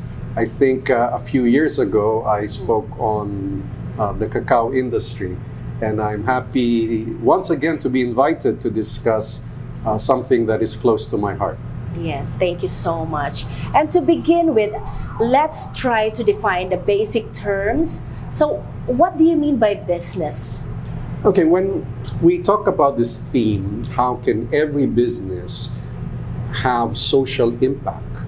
We're talking about all types of businesses. We're talking about large businesses, medium-sized businesses, small businesses, and even the micro businesses, and even the startups can be involved. In fact, you can even widen it to everyone who produces income. Even professionals like doctors and lawyers are in some ways engaged in business because they engage in a profitable enterprise that offers services. So we're talking about all businesses. So the emphasis in social impact with regards to business is that all types of businesses. Okay. So here, when we say business, all types of businesses that can earn, so they can have social impact. Yes. Of course, we're talking about the legal businesses, not including the illegal ones or the ones that cause harm to the environment. We're talking about businesses that are legally acceptable. Yes. Isn't it commonly thought of that it's the non-profit organizations who create social impact? Yes. Well, usually it's non-profits and government. But if we think of non-government, we see enterprises that make profit, and then the for-profit and the not-for-profit companies. I mean, for many centuries, when you say non-profits, they usually have projects like areas with no water, no clean water. They provide clean water, they make a way. Areas that are poor, they think of livelihood projects. And yes, usually it's the non-profits. And there are many non-profits that are helping our communities nationwide and globally. And of course, we can mention a number of them, like the YMCA has many such civic projects. We have several foundations linked to big companies in the Philippines. I don't have to mention them. By the mention of their name, you know that they have a foundation. And so there are many nonprofits that help. However, the concept that business for profit can actually make a big difference is now acceptable. Before, if you want to help, kung tutulong ka, dito ka sa non-profit. Kunyari, gusto mo mag-employ, kung gusto mo tumulong sa non-profit ka, wag ka sa profit. But now, the concept has evolved that a for-profit company can, in fact, create social contribution. And if they become consistent, and more businesses get into thinking of a social contribution, then it can create social impact. So yes, it's commonly known na pag social action, it's a non-profit. And but we want to share today yung mga gustong magnegosyo, those aspiring entrepreneurs and existing entrepreneurs, how they can actually get involved or create social contribution, but go beyond social contribution, but create social impact. Yes. Now, in the business context, what do we mean by social impact? Okay. Well, as I mentioned, first you begin with social contribution. Now, Freer Spreckley wrote a paper saying that he's an auditor, a social auditor. He mentioned that we should not only measure the profits of corporations or private businesses, we should also measure not just the profits, but the impact to the planet and the impact to the people. Because one could have a business but negatively impact the environment. You destroy the planet, or you destroy the community living in that area. So, and many corporations have had a bad reputation because of this. But now, when we say social impact, you don't just do business and make sure the planet is not harmed, the people are not harmed. Now you're thinking of not only not harming them, but contributing to them. So how can we make profit at the same time, contribute to the community, and actually help the planet? So hindi ka lang mag-iisip para kumita. Iisipin mo pa rin, ano ang negosyo ko na pwede makadagdag sa kabuhayan ng tao or sa health ng tao or sa pangangailangan nila na hindi naman ako malugi. No? Because, during the 97 crisis and the 2008 world financial crisis, many non-profits and foundations had a hard time functioning. Why? Kasi tinamaan yung mga donors nila. When there's an economic collapse, or, well, I cannot say collapse, but a recession from countries, for example, that donate to us, then they're also affected. But a social enterprise is self-sustaining. So hindi lang siya sustainable in terms of sustaining the planet or sustaining the community, but sustainable in profits then. So when we say a business creating social impact, first let's just say they contribute and they do it consistently and then hopefully widely. Okay, pero baby steps lang. Like for example, we're here in this coffee shop, the coffee table. I know the owner and we discussed about the social aspect of this business, and he mentioned that he would travel to Mindanao to look at coffee farms. And he found one coffee farm which he could buy from directly, which eliminates the middleman. It encourages the people to plant more trees. And if you plant more trees, you help the environment. And then you help them economically as well. So the people find a market. Alam mo problema, mahilig magpatanim tayo. Pati ang gobyerno mahilig magpatanim. Pero there's an absence of the market. Sinong bibili? Sige ang patanim, pero walang bibili. Minsan ang bibili, nandito lang. Minsan wala. Sometimes the buyer is abroad. Sometimes the buyer is far away. Like that farm from Mindanao, that small farm from Mindanao, ang buyer nila, Naga City. That's far. So it takes an effort to do so. Kaya pag sinabing may social impact ka, you have these 3 Ps. Now, Elkington made it popular. He conceptualized the term, the triple bottom line of the 3 Ps. Ano yung 3 Ps ulit? Profit, definitely. It has to profit because you cannot sustain it. Ito yung negosyo na hindi or social organization that does not rely on donors. Now, we're not against those who receive donation to function. And that's a model that should continue because there are people with money, then they want to contribute. They should have a place for that. But here, you can have investors. There are social investors now na mag-invest lang siya pag may social impact yung project mo. Because they're not, usually these people either have it as a philosophy or their way to bring back to the community is not just dole out or donation, which is needed during emergencies, of course, but we realize that we've been doing donations for centuries, but we found it's not sustainable because after you donate, it's consumed, it's gone. But however, if there is a livelihood and they are trained to grow it, then it becomes sustainable. So there has to be profit, but it should not harm the planet and even contribute to the planet. For example, a bamboo business, you want to plant bamboo. That's more sustainable than timber, the regular timber. Why? Yung mga puno, 10 years to 25 years ang mga bago mo putulin. So pag pumutol ka ng isa, yung replacement niya, napakatagal. But if you use bamboo as material, 5 to 6 years, you harvest it, and after 5 to 6 years, na-replace mo na siya. So we see it as a sustainable thing. Now, bamboo is now being made as plyboard. Yes. Now, I'm not an expert on bamboo, but I was watching a documentary na yung 3 bamboo poles, pag pinagsama mo daw, is as strong as steel. And I said, wow, I mean, engineers can look at this. And I look at some bamboo engineering well, I didn't look at the journals yet, but I looked at some documentaries by news agencies, and we see some in other countries, like in Bali. Well, even in the Philippines, in Davao, we have, at least I can mention that I have seen some bamboo architecture there. And one time I was searching for sustainable engineering when it comes to houses, because we had these Category 5 typhoons already.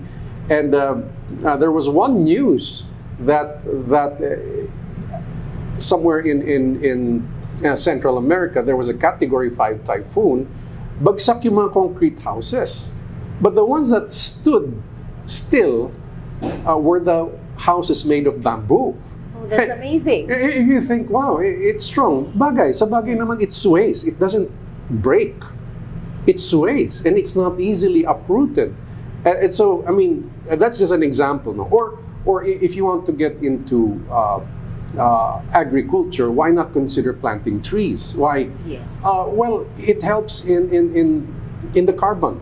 Mm-hmm. Okay. Well, bamboo absorbs a lot of carbon, which is good. Now, any tree in particular, well, I keep telling people plant cacao because we have buyers abroad. Yes. But medyo mabagal lang pa ang pagtanim natin. I'm hoping more would plant it because we don't have a problem with the buyers. There's a deficit. They've been waiting. Yeah, there's a deficit. So there's a people, planet, a profit, planet, and people. Now, on the people side, there are a lot of things. One is to partner with them. I think locally we have the Gugu bags, and I was talking to one of the proponents of Gugu bag. Of course, one of the proponents passed away, but I talked to some of his friends who were his partners, and they use jute, which is a sustainable material, and it's a strong bag. I mean, what they're doing is they said they train some of the poor who can be trained. Not everybody can be trained. Yung willing lang matuto at willing talaga mag-produce. And then there's sort of a partnership that makes them earn. So I see that as something that is partnering with the poor. Now, but there's a third thing after just partnering with the poor. It's making the poor your clients. Well, Dr. Prahalad came up with the book Fortune at the Bottom of the Pyramid. I think it was 2010 or 2011. And one of the case studies he mentioned is the Aravind Eye Hospital in India. Ang problema sa India, pag may cataract ka, pobre ka na because you cannot farm. And cataract removal then was quite expensive for them. Okay? So it's just like, in dollar terms, $1,000. So 50,000 pesos sa atin. So he conceptualized an idea, and he borrowed from the fast food industry. Why not just sell volume? He talked to the doctors. We'll only sell it at $50. $50 lang. That's a big difference. Malaking difference. So they made the poor their client, their customers. Pero $50 lang, pero tuloy-tuloy. So he convinced the doctors, you're still going to earn a lot, but we can have social impact here. Every year, at least 2 million who could not afford a 50,000 peso removal of cataract, down to 2,500, converting it into peso ano. And I thought, pwede talaga. Why? You can buy used. Kasi like may ibang clinic, pag may bagong labas na machine na pang-opera ng cataract, they buy the new model. But the old model still works. Yes. And you can buy it at a good price. Why? In accounting terms, it's already sunk cost doon sa mga enterprises or clinics. Now, so I'm thinking, pwede talaga ibaba. Then remove the frills. Walang VIP treatment kailangan, no? Pwede silang pumila sa labas, sa init. But when they enter, it's a good clinic. So I thought it is really possible. Now, can you imagine making the poor your client? You're earning from the poor. You're earning a lot from the poor, but you're creating social impact. So, kung ikaw entrepreneur, ayaw mo yung iba ayaw mag-involve sa non-profit, magdo-donate na lang daw. Kasi yung time nila, they want to provide for their family a good future, and they have ambition. You can still have that. if you can create, your creative mind can come up with a thing where you can sell to the poor and at the same time make a profit. Now, in the Philippines, when they brought down the cost of being online and getting a smartphone, although the big networks do not claim to be social enterprises, but they created a social impact. Yes. Bakit naging affordable yung, may 10 pesos, 20 pesos, may load ka na. No, naging affordable. Ngayon, dinadala tayo where we can involve even in online classes, and then we're being brought to we can engage in some sort of business. So, lumawak yung pwede, nagkakaroon ng, we cannot say the opportunity is really equal na. No, we cannot say, but it brought it closer. It gave some opportunities to the poor to involve in. And we know it's still far, malayo pa. Pero at least may baby steps tayong tinitake. Now, when the networks made that, now the telecom networks, now what can others do to improve that? So those are the questions for aspiring entrepreneurs. Yes, I'm learning so much, Dr. Ed. Thank you so much. So people, profit, planet, and people. So the 3 P's. I'm learning so much. Now this is, the next question may sound obvious, but what is the difference between business with social impact and non-profit organization with social impact? Okay, so let me put in some more detail, because a while ago I briefly touched on that. Now, the main difference is the business is business-oriented, while the non-profit is non-profit oriented, which means most of them rely on donations. Now, some of them are already getting into a business type of operation, meaning they're selling because they realize they cannot be sustained by donations. Now, both can be run professionally by managers, professional business managers. Some of them, tumataas na yung standard for non-profit. Some of them have to have at least an MBA, at least some management theory behind it. Of course, for the profit, if you don't have an MBA, you learn by doing. But you consult those who know how. Now, those are some similarities, but the difference is the other one is a stock company, the other one is a non-stock. And yes, you said it might be obvious. Ang non-stock kasi, kung anong kinita niyan, babalik lang sa kanyang operations. That's for the non-profit. For the profit, there are dividends that you can bring to the owner, kung single-person company siya, or to group of owners. It has room for investors. Okay, so I think that's one big difference. Now, I think the nation needs both. Yes. The nation needs both. Those who operate as non-profits, who may tirelessly solicit from those who have extra money, and at the same time learn to operate in such a way that they do sell stuff, that they can generate income so that they can sustain their mission.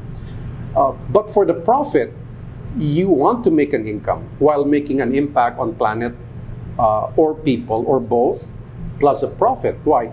So it's sustainable. Ang difference lang, you temper the greed. Okay, you remove your greed. You want to be productive. You want to earn. For example, by eliminating the middleman, there's already some sort of social impact. You go to the farmer, for example, or you teach a community, I need a lot of onions for my restaurant. So bibili ka maraming onions sa kanila. If the middleman will buy it and sell it to you, mababakuhan ng middleman. Mataas ang benta niya sa restaurant mo. But by eliminating it, going directly and saying, I want to buy it at a fair price. So ang mangyayari, mas mataas ang benta ng onion farmer, ikaw naman, mas mababakuha mo. Pero may effort, you have to look for them. No? You have to look for them. In some cases, you have to train them. Yun yung parang CSR mo. You partner with the government agencies to train them for something, or you yourself train them. And then you buy from them. No? So, the major difference is you can still make money and it's legally yours without oppressing the poor, Yes. and without destroying the planet. Yes, yes. Now we go to the why. Okay. Dr. Ed, why do businesses or enterprises, why should they create social impact? Well, you see, every time in history that the poor feel oppressed and neglected, there's instability, political instability. We cannot say, bahala ang gobyerno dyan. And we know we are a developing country. And we have issues, a lot of issues on corruption. Okay? We can complain all day. Or we can complain and do something about it. And if you're a businessman or may pangarap ka maging negosyante, you can do something about it if you understand the philosophy of a social enterprise or how a business can create social impact. You can add value to our community. Now, whenever there is a lack of opportunity, there is always crime. There is always crime when there is lack of opportunity. Yeah, they create their own opportunity. Oh yeah, yeah. In a bad way. Well, sometimes it's hard to blame them if their children are hungry. What do? Now, it's easy to dismiss that they are lazy. Now, there is some truth to that, but there's also something false in that. There is a truth that some of them are really lazy. Na may opportunity na tamad pa rin talaga. Naniniwala ako, totoo din yan. Pero hindi yan completely true because marami din who are nagsisipag. Kaya lang yung pagsisipag nila, hindi naman umaasenso. No? Because there is no other opportunity given to them. So, by getting into social impact or partnering with the poor or making the poor your clients and making services they need affordable for their benefit, what happens is you're actually adding to the peace of the community, which also protects your own family. No? But if we're not doing enough, now where does corruption start in our politics? It starts from vote buying. Yes. When we receive it. So I don't agree with anybody saying you can receive the money and then just vote whoever you want. Every time you receive it, you encourage someone who gave it to you to get into corruption. Unless they're really overflowing with money and they don't need money to steal money para mabawi yung ginastos nila. But if a community is educated and has a way to earn, what is the money they give to me is now an insult. Kumikita ako, may hanap buhay kaming pamilya. Ano?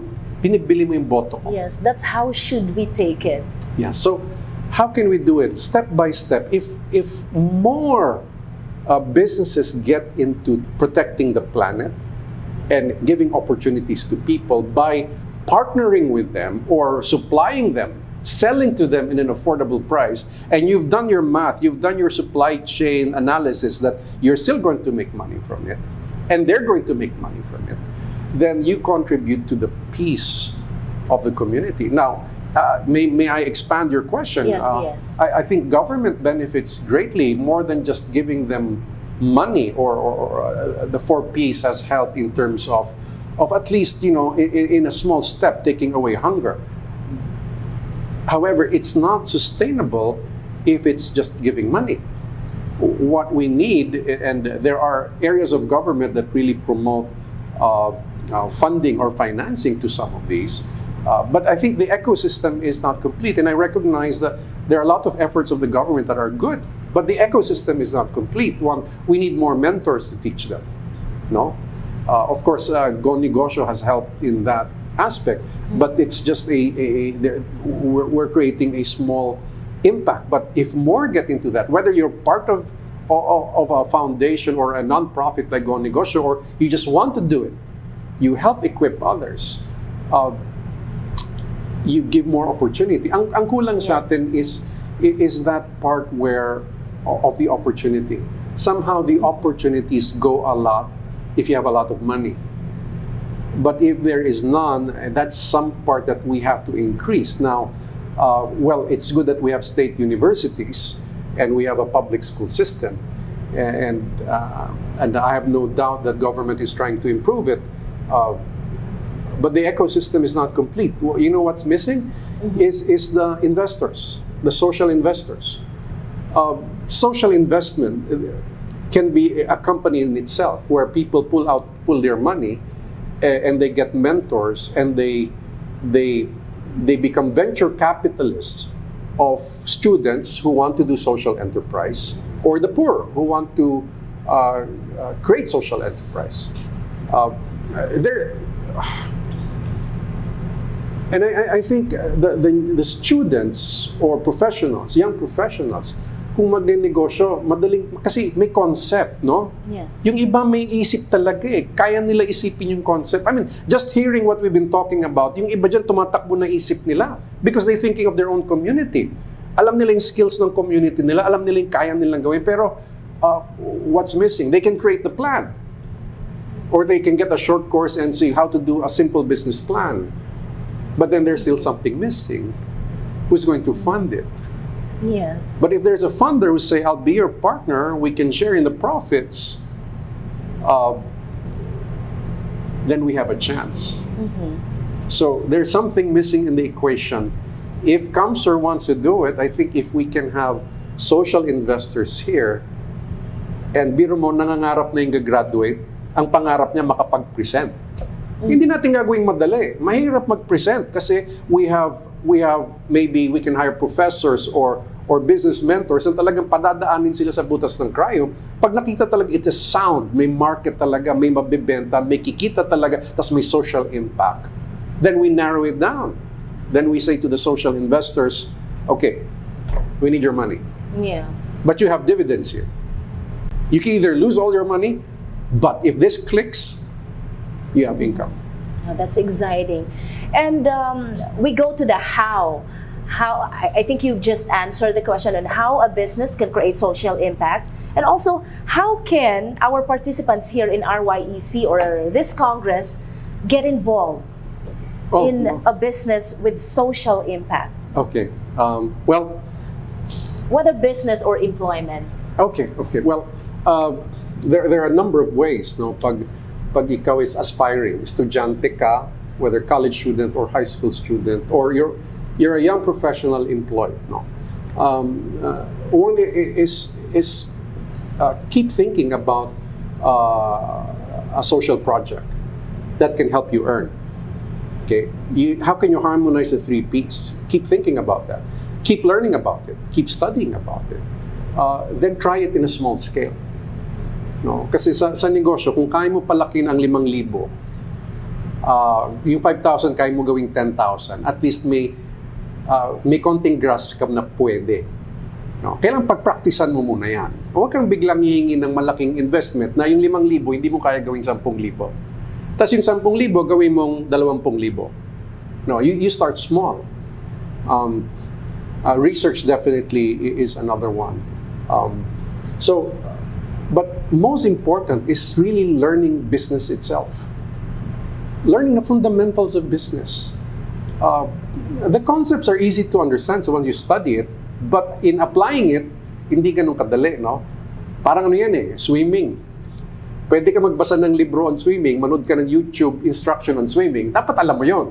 Pero pag nandun ka na sa tubig, ibang klase yun. Kailangan iba yung adaptation mo. So, pwedeng alamin mo muna what yung fundamentals of business, and when you get into it, maninibago ka pa dyan.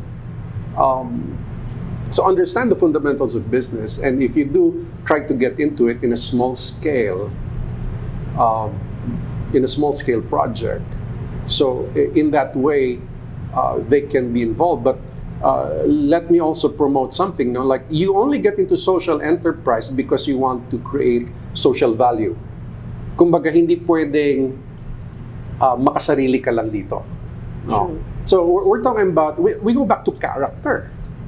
We go back to character. Now, akala na iba, ang pagninegosyo, dayain mo yung iba para kumita ka. Yun ang filosofiya ng iba. Profit. Alam mo, problema sa ganon, pag tumatalino na ang customers natin, pag nalaman mong dinenggoy mo sila, linoko mo sila sa produkto mo, lilit ang mundo mo. Bakit?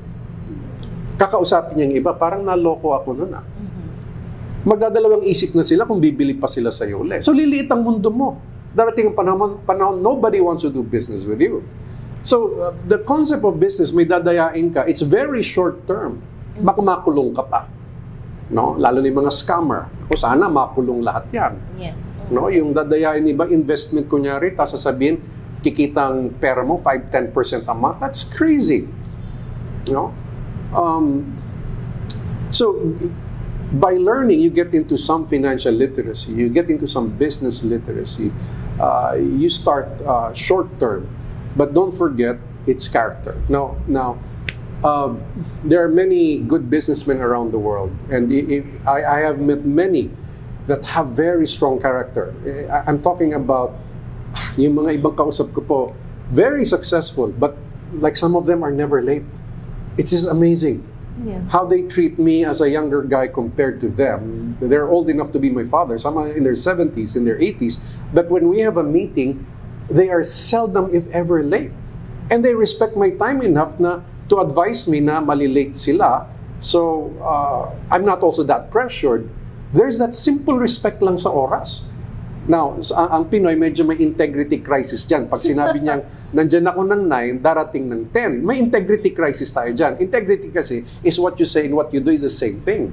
So to prepare yourself for good business, that people will trust you, you begin with those simple things. What you say and what you do is the same thing. Yeah, consistency. Oh, and if ever you fail in that, you owe an apology. Hingi ka ng tawad or you will make up to it. Kunyari, yung na-deliver mong product, defective pala. May hiya ka dapat. Kung wala kang hiya, huwag ka na magnegosyo.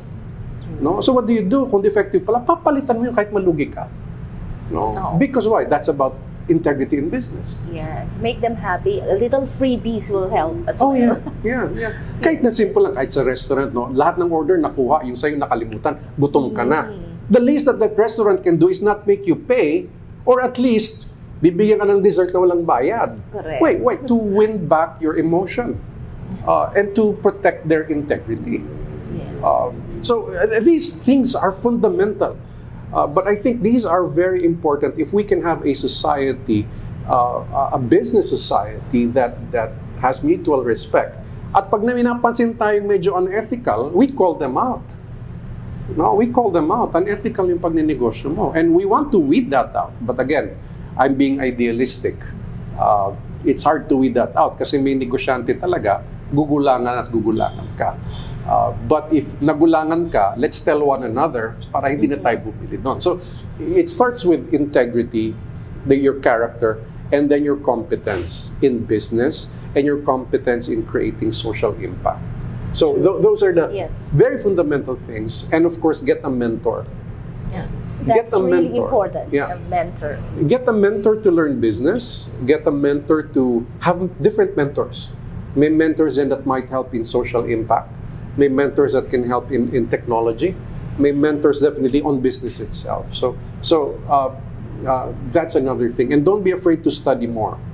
Don't be afraid to read on your own. Don't be afraid to take another course or a short course or a formal course, a degree course. Don't be afraid. Keep moving on. Invest on learning yes, as well.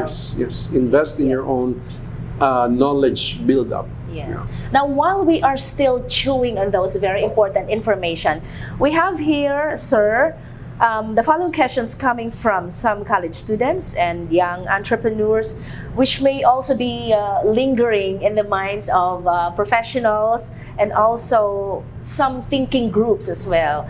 Now, is it okay still, Dr. Yes, Ed? Are yes. you okay? Oh, okay. Now, here's the first question. How can the millennials or Generation Z prepare themselves to be in the proper frame of mind as they plan going into business or even for employment after graduation with this new new normal that we are dealing with? Okay. So let's now, I'd like to connect digital technology on the digital space and social enterprise. And the merging of the two is something that we should look into.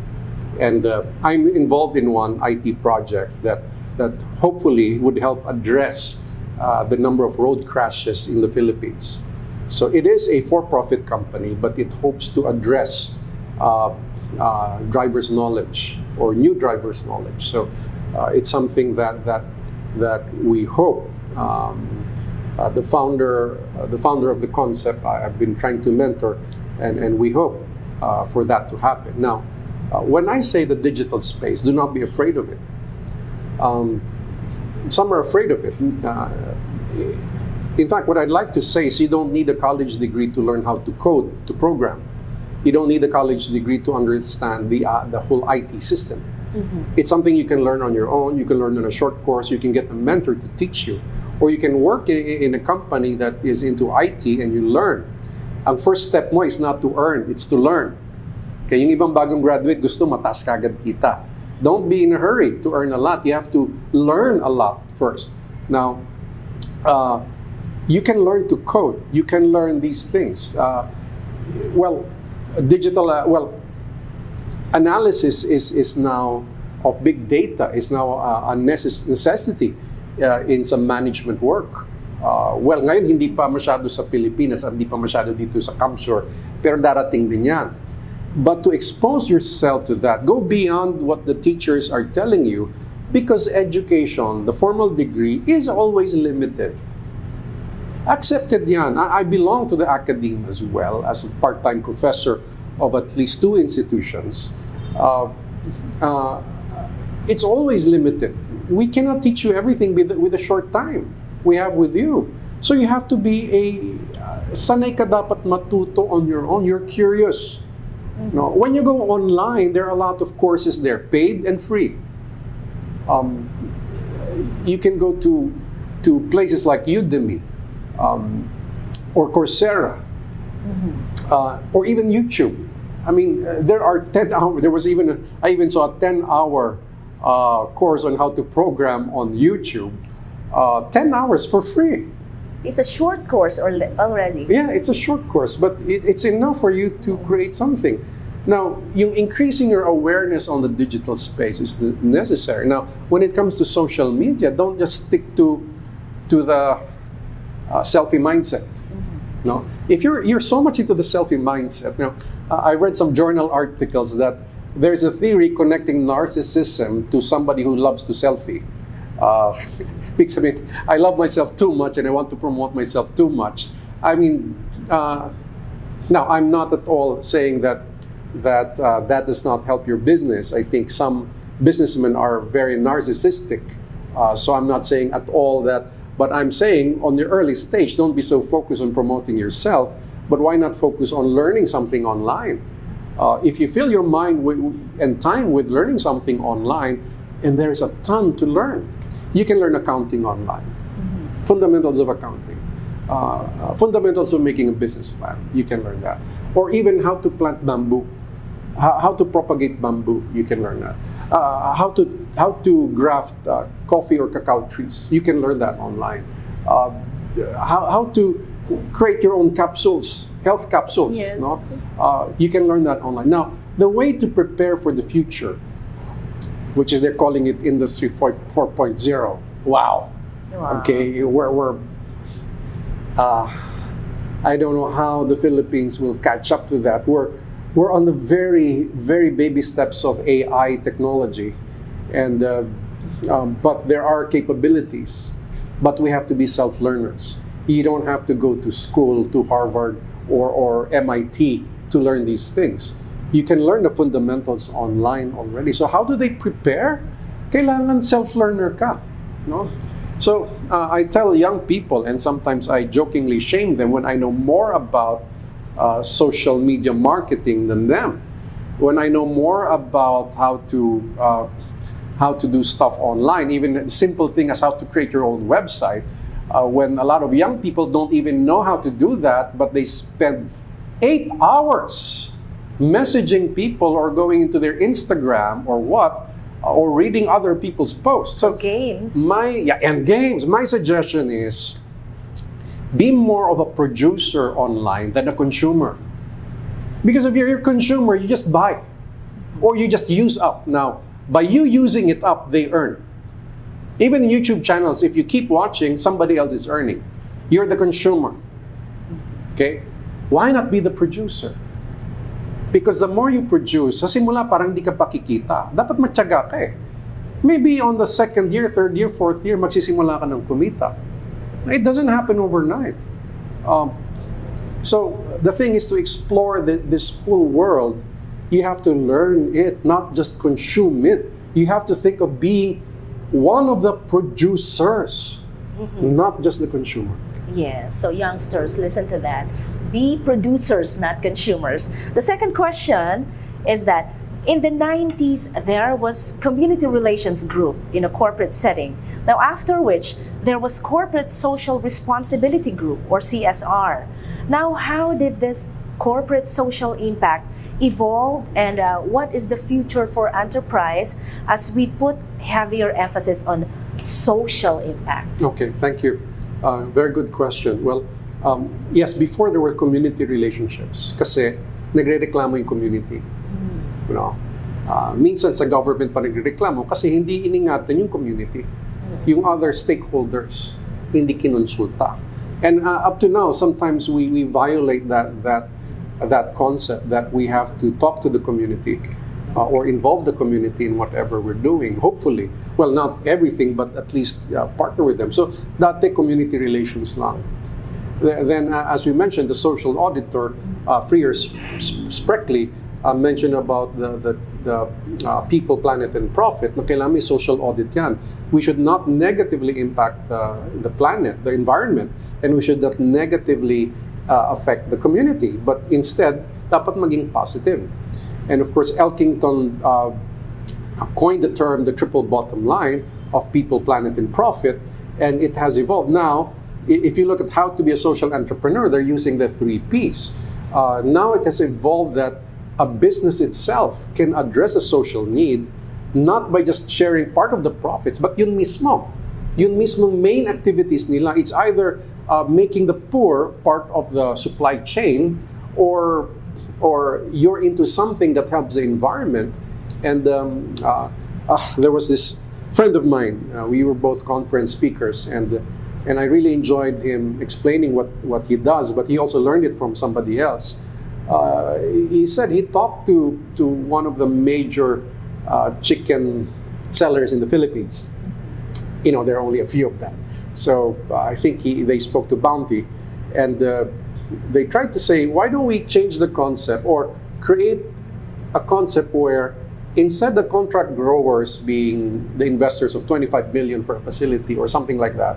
I don't know the price of investment now, but during that time, it's something like that. And then I said, why don't I bring it in a small scale? I teach a small farmer and say they only have to invest 60,000. And Bounty provides the chicks, the feeds, and then they buy it from them. Now, well, my friend has passed away. I'm not sure if this is continuing. Probably it's still continuing project. But the stories he gave me was it started 60,000. They learned to expand, and then some of them were able to buy at least their vehicle, some dignity already. They were able to buy other things. They can have tuition fee for their children. So instead of millions of investment being part of the supply chain, so now what he's doing is he trains them, and then he sells them to Bounty as that's the system. They earn a portion of it. So even themselves, their organization earns. So how has it evolved? Where right now we can have enterprises that it directly addresses the social need. Kahit hindi pa ganun kalaki, kahit maliit pa lang part of the supply dito natin kunin hanggat matuto sila. Tsatsagaan mo No, syempre hindi pa ganun kagaling yan sa simula, pero tsatsagaan nyo hanggat matuto sila and they learn from it. A doctor friend of mine was telling me a story na he visited a place, one of the beaches in Kamsur, at nakita niya ang daming kulang for the tourists. So sabi niya dun sa kausap niya, ba't di ka gumawa ng boat para ihatid sundo mo? Tapos bili ka niya mga goggles, mga snorkeling materials, paupahan mo. Pag dumating yung turista, wala sila noon. And then the story goes that nabalik na yung pera niya to buy that, and then the person who operated it was able to fix their house, had a sustainable income for their family. No? Ang kwento ko lang doon sa kaibigan kong doktor, sana pinaikot mo pa. Yung bumalik sa yung pera, nangampital ka pa sa isa pang mapagkakatiwalaan na mukhang tutulungan niya ang sarili niya. Tapos pag nakabalik yon, i-ano mo lang. So it's a continuous thing. It's like banking, but you're not really earning a lot from it. If you want to earn a lot from it, you can. You can say, okay, I give you, for example, 100,000 capital, balik mo sa akin ng 120,000 in 1 year or 2 years, kumita ka pa rin kahit konti. Then you roll it, and you keep rolling. You might be earning a little bit. But what he did was, because he has another source of income, he was not thinking of big business. But a simple thing as that. Now, the concept of social impact now involves investing in it. It has become a business in itself. Not just a portion of the company dedicated to doing CSR. Yes. But we still want them. Yes. Yung mga companies na ito lang ang nasa isip nilang gawin, we still want that. Because it still contributes. But if they now expand it to empowering people to be part of the supply chain, we want that na lumaki pa yun. It becomes a social impact first on a small community.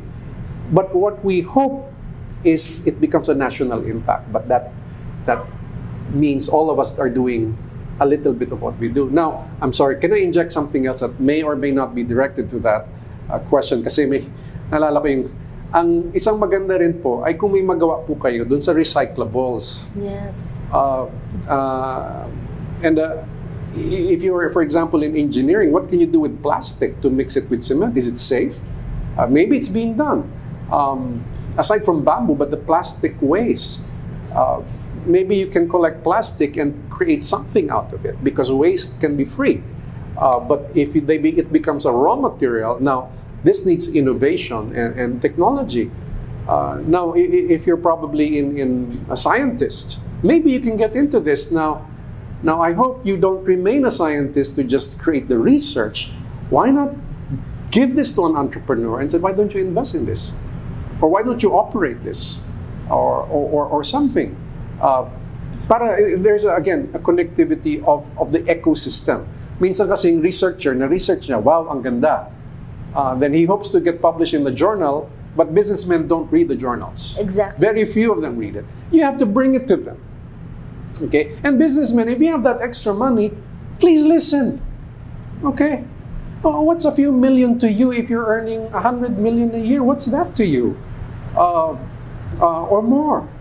Why not give them a chance to start small and let it grow, and give them space to make mistakes, but be patient at it, and just let it grow. If we have investor mentors, I think there's a possibility. Sorry, napahaba sagot ko doon. No problem. No. Another question here, how do we balance financial profitability against social impact of a certain business?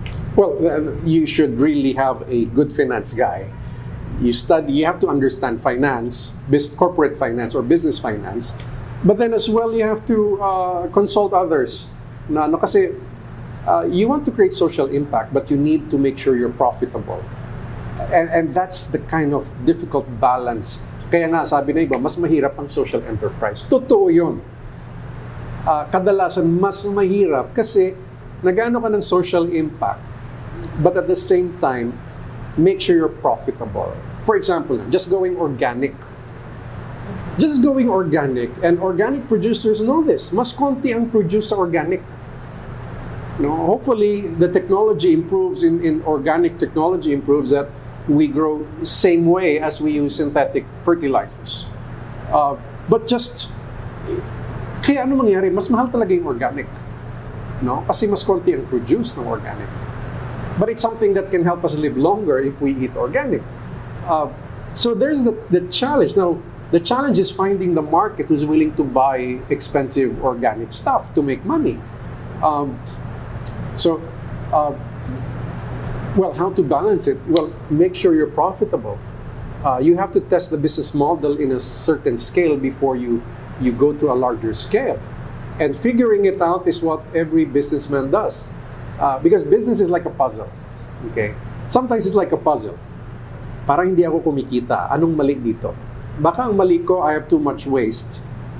Too much wasted energy ng tao, too much wasted time na hindi nagiging productive there. Or the quality of my products or my raw material is not high quality.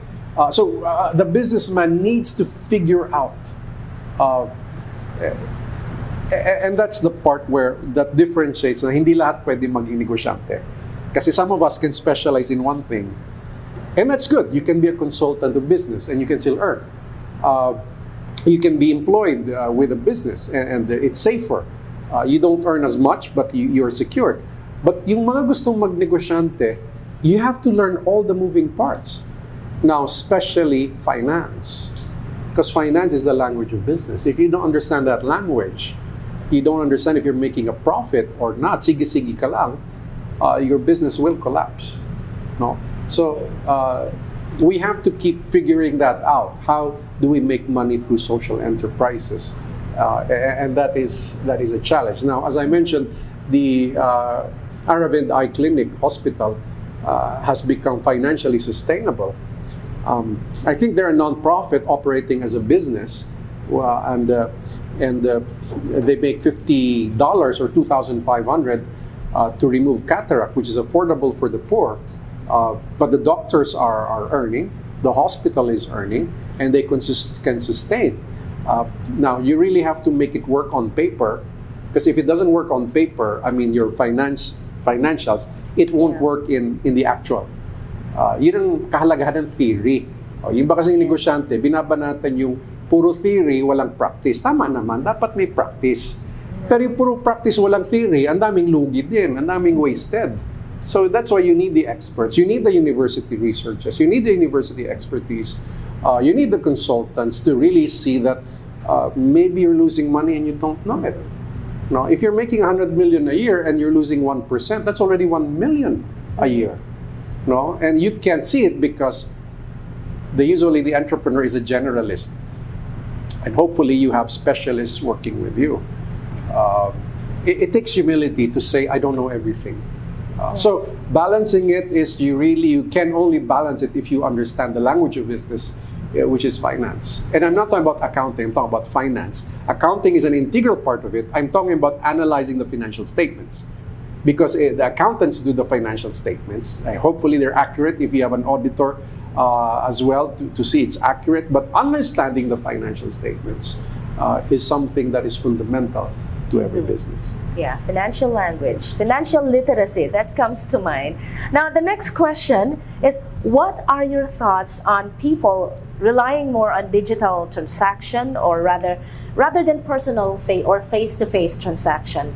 And what are the industries that will or can be greatly affected by digitalization? Okay, well, in this pandemic, there are winners and losers. Okay.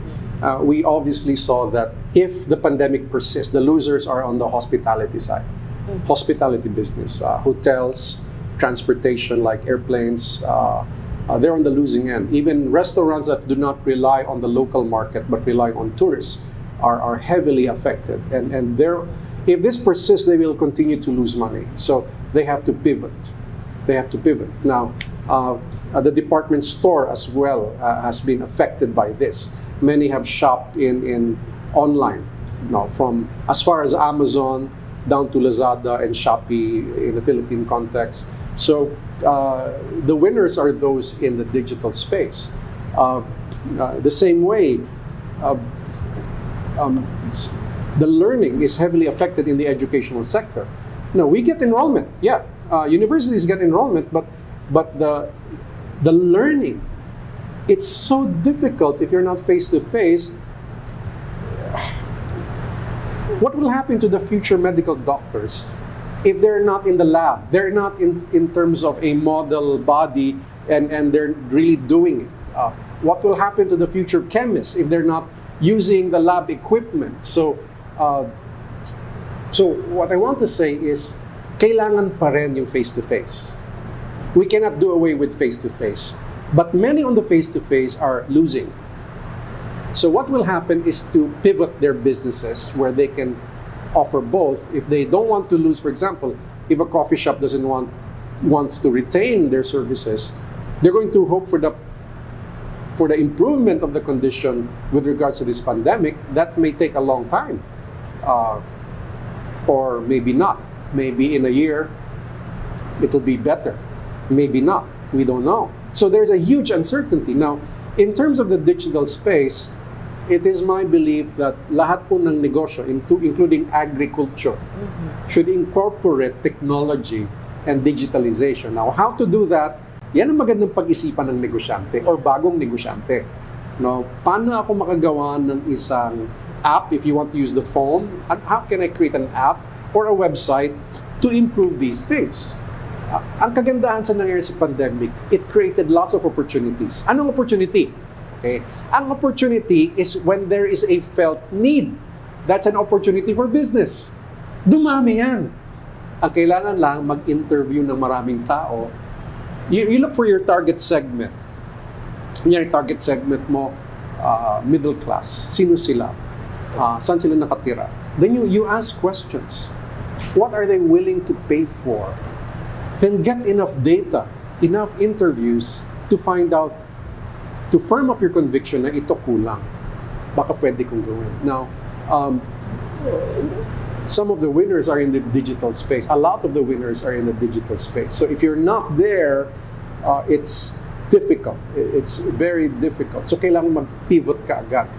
Now, how do you do that? It might take 3 to 6 months of learning online. But if you're not willing to do that, I'm sorry. If you don't understand that, lolokohin ka lang na kung sinong IT provider na yan. Lolokohin ka niyan. Hindi naman lahat manloloko. May matutukso na lokohin ka kasi di mo naintindihan eh. So it takes 3 months to 6 months. We will all adapt. Parang yung Zoom and Google Meet. Marami naman nag-adapt eh, na hindi naman nila alam dati yan. But they learned to adapt because it became a necessity. Now, consciously, we have to understand that business in the digital space, in the online space, is becoming a necessity now to survive and to thrive. If you don't try to learn that, before you know it, baka maging less relevant ka.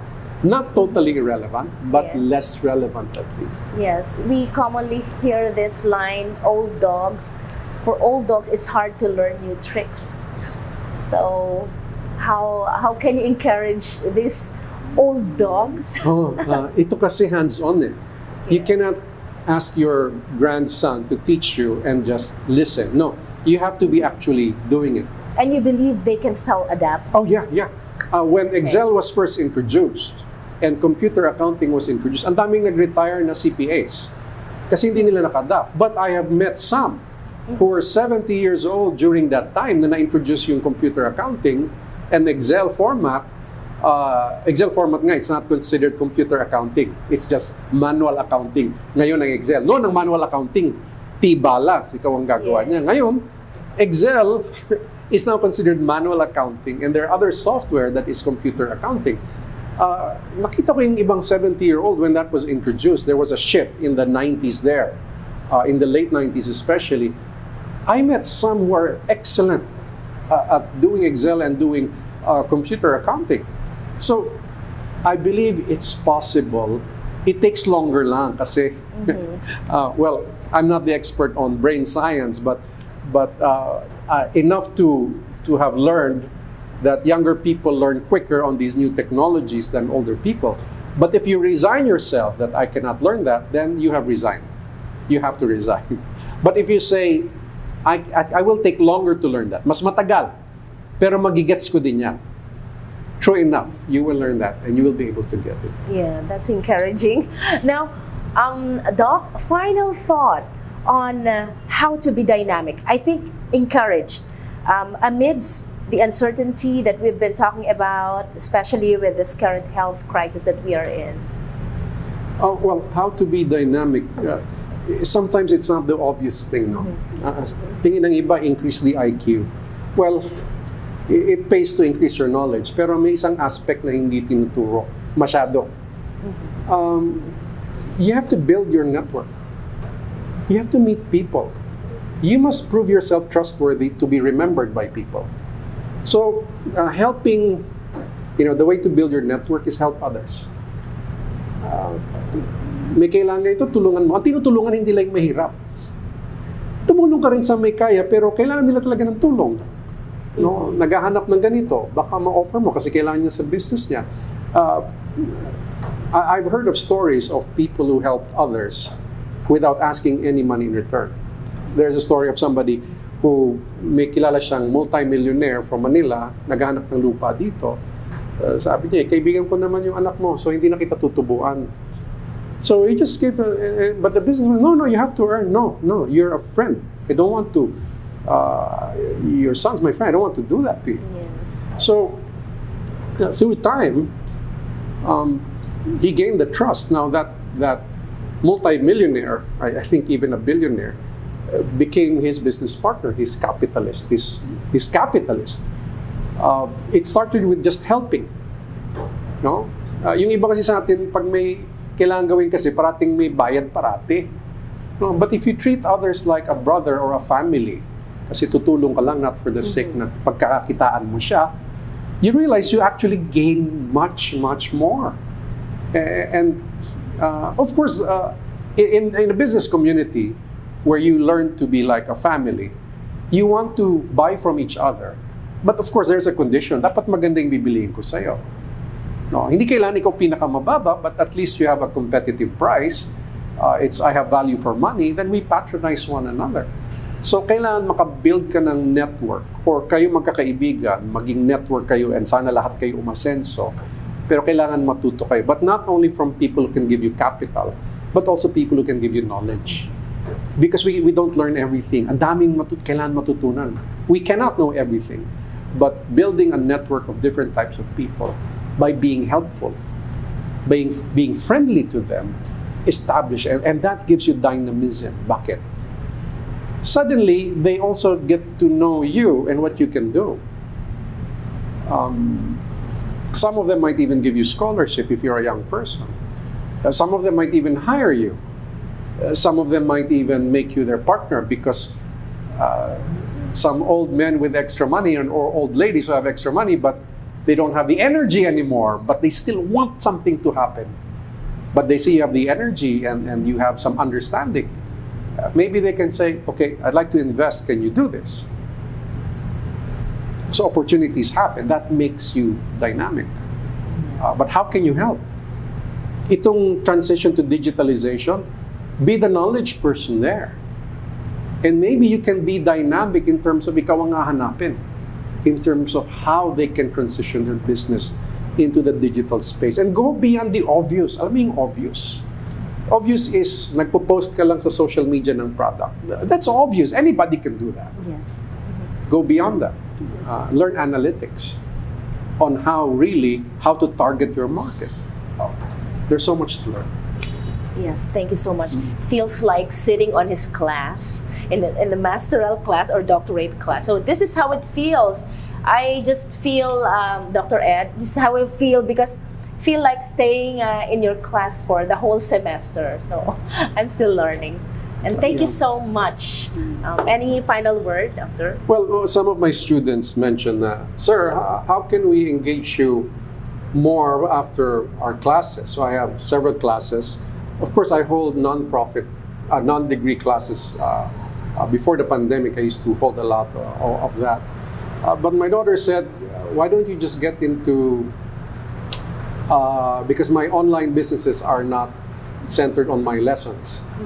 Okay, it's a different kind of online businesses. But I get these suggestions from my students as well. Sir, just start a podcast so we can learn. So maybe I will. So maybe check online if maybe I said to my son and daughter, why don't you just start it so I can just produce the content. Bahala na kayong mag-post niyan because I'm focused on other online businesses right now. And of course, I'm focused on agriculture as well, as my hobby business is on agriculture. At least I like to eat what I grow in my farm, you know? And then I sell the extra to my friends. So maybe I will. We'll get that started so I can still connect with others. But thank you for inviting me and asking me these very pertinent questions during this pandemic and our move to the digital transition. So, friends, ladies and gentlemen, Dr. Ed Pilapil Jr.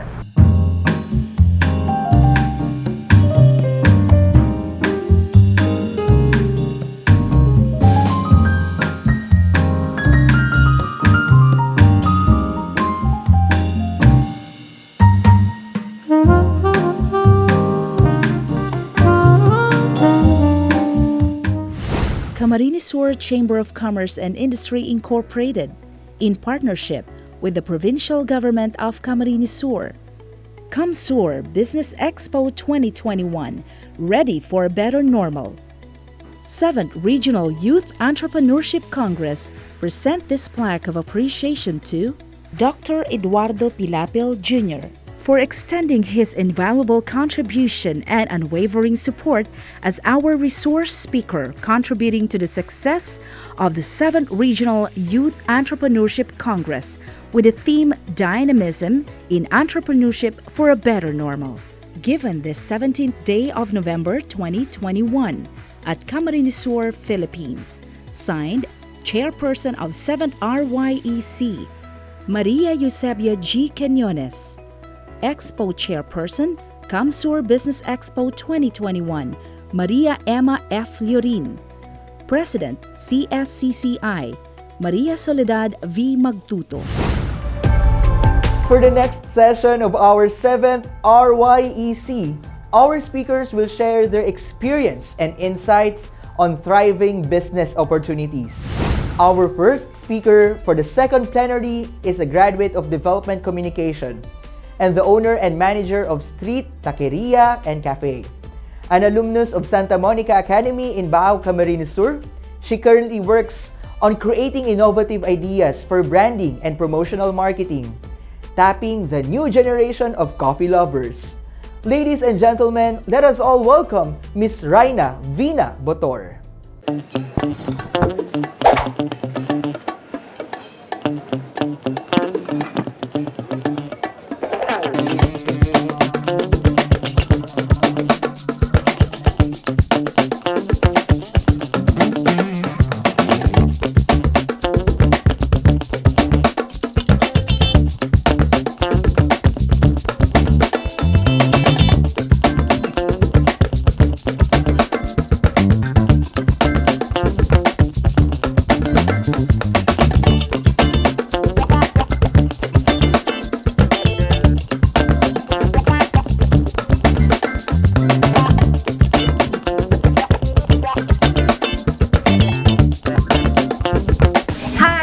I'd like to invite everyone to visit Street Taqueria and Cafe located at Many Street San Ramon in Baao. We serve Mexican specialties and crafted drinks. Hope to see you here. Hi, my name is RV Butor. I'm one of the owners of Street Taqueria and Cafe with my husband Mel. It's a cafe that serves Mexican food located in a small town of Baao. Today, I'm going to be sharing with you how we started our cafe business last year amidst the ongoing health crisis. So for you to have a peek of our journey into opening a cafe, I want you to get to know us first by sharing a little background about ourselves. Long before social media became a thing, I was already exploring the World Wide Web. I started writing for a blog when I was 16 because of my love for writing thoughts. It was my first introduction to what amazing things we can do in the internet. Eventually, technology started to evolve and Instagram was launched. So from writing my thoughts on my blog, I transitioned to visual storytelling. I was already into photography and I needed a platform where I can showcase my work. During the early days of it, I was one of those people who would go to different places so I could take pictures. That includes going to the parks, banchetos, concept cafes, and food parks. We would explore the cafes in Maginhawa and Tomas Morato, old food establishments like Mamulok in Quiapo, the food places around Binondo, old houses that were converted into buffet restaurants around the metro, and beach towns like La Union and Baler, where the community of food businesses is very commendable. We would go to these places so I would have something to feature. My husband, who was a boyfriend back then, would just support me with all these crazy ideas I had in mind. He would just let me explore, take pictures, and accompany me. I would get to have content for my social media accounts while he would enjoy our trip and food that we're going to try.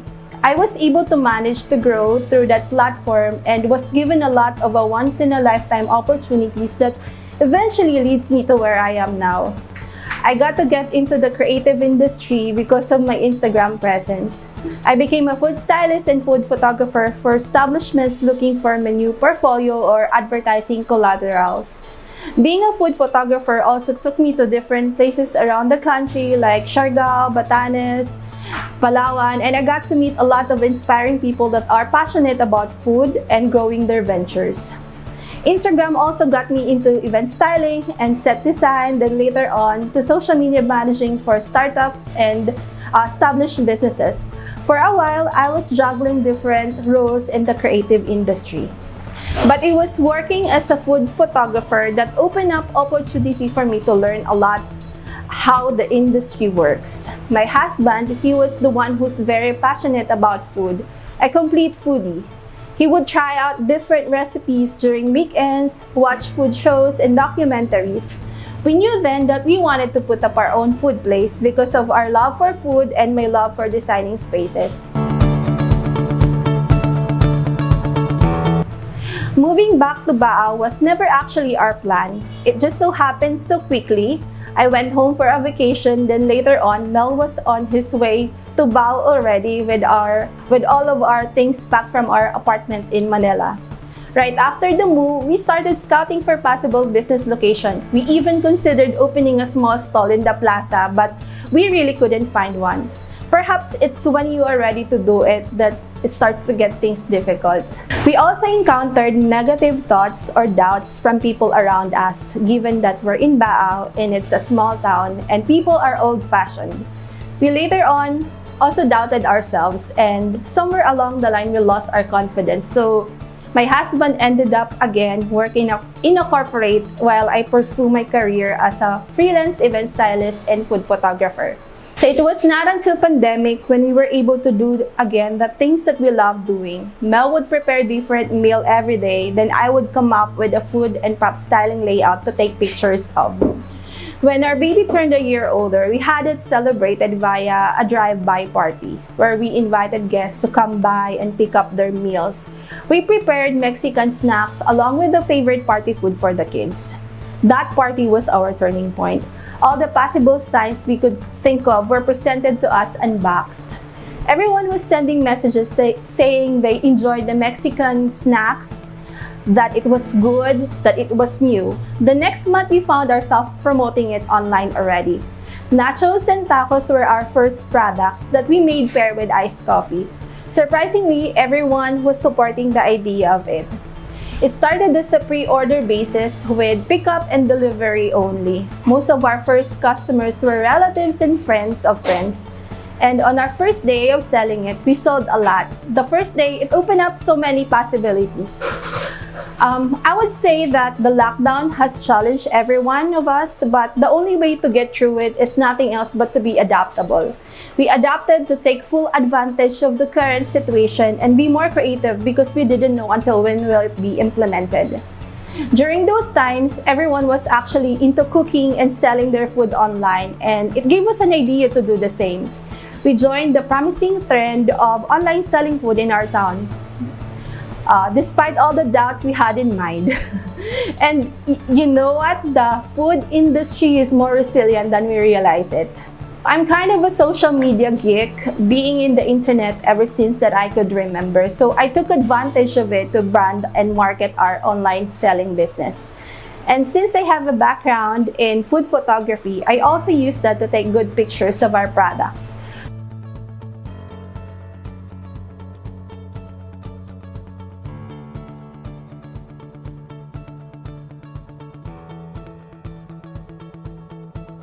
We step up our marketing to this online platform because it is simply low risk but with quick ROI, and it provides sustainable growth.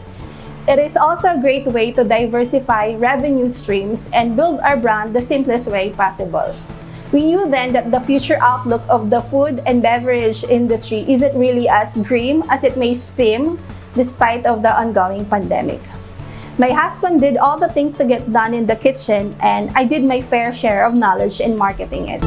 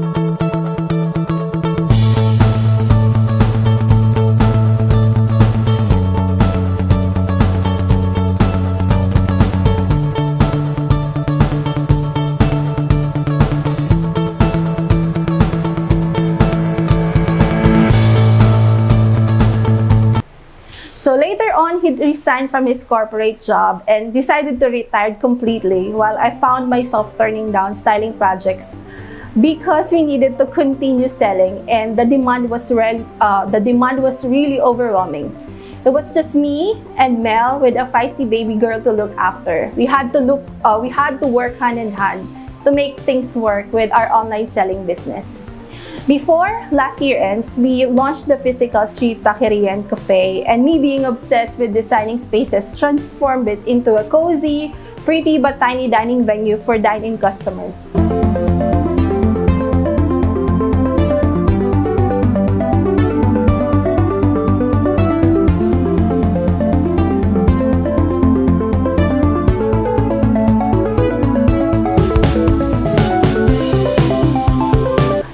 It was just in a small garage where people can order through a window, where we set up a few tables and chairs with murals on the wall, plants, and other little things that could work with a small space.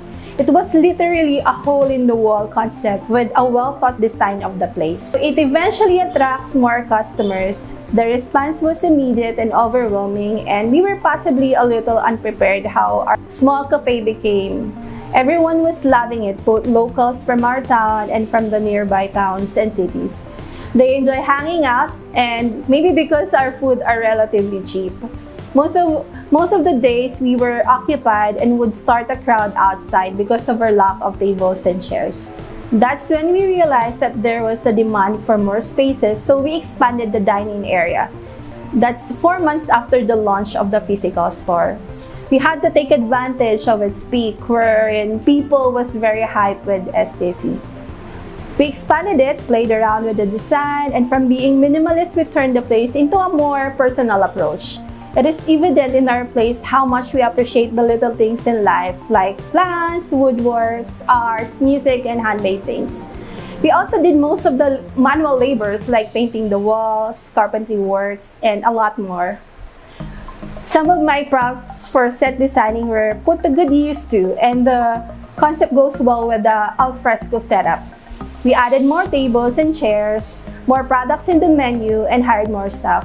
We also transitioned to go in green because we wanted to be more than just a place that serves good food. We wanted to make a difference through our small business and to start a community that participates in the idea of sustainability.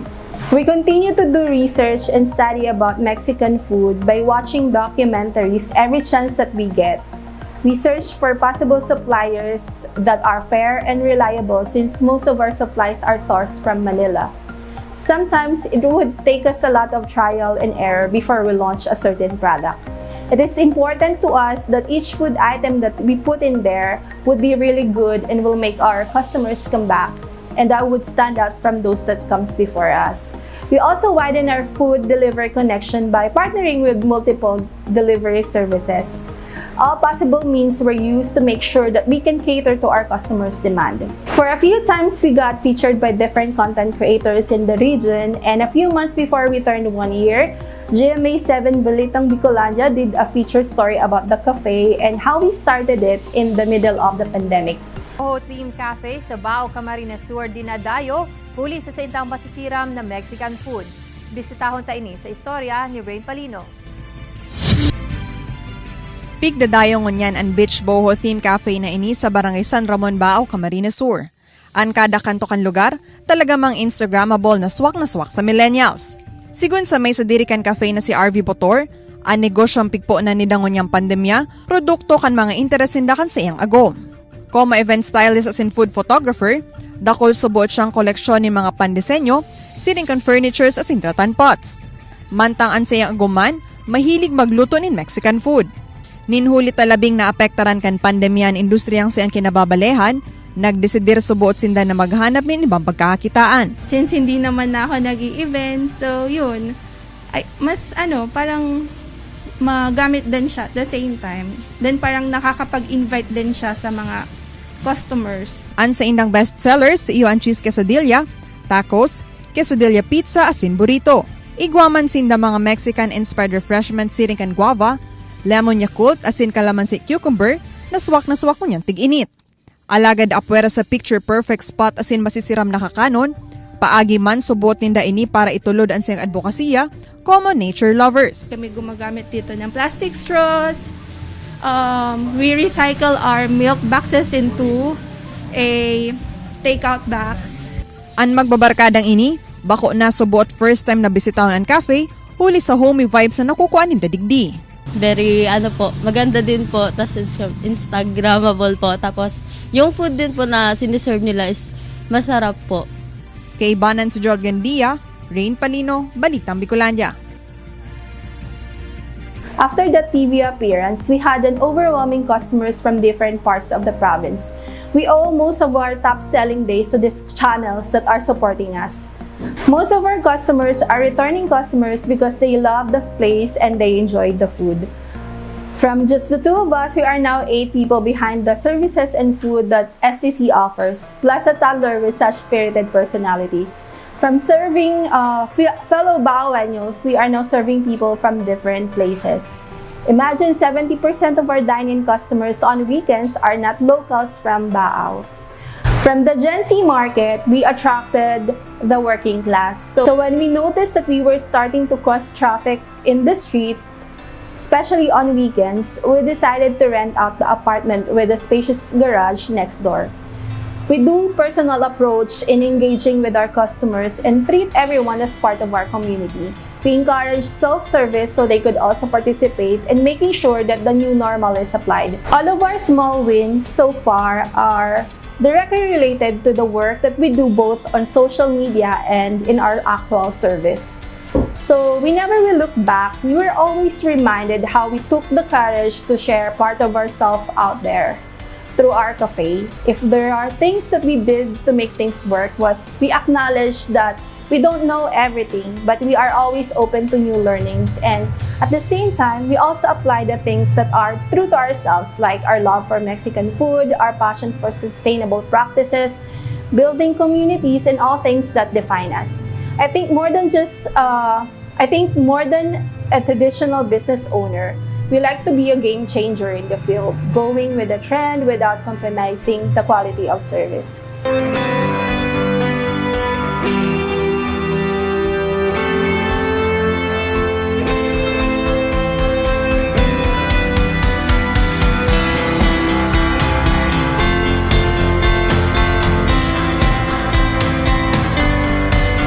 As an entrepreneur, we are disciplined to find solutions not just for today but long term, thinking about what will make us successful down the line.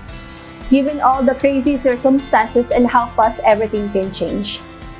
Our growth though, we measure it right now by the number of people that work for us now, the development of our product listing, the expansion of our place, and improvement of our business overall, given that everything started from scratch.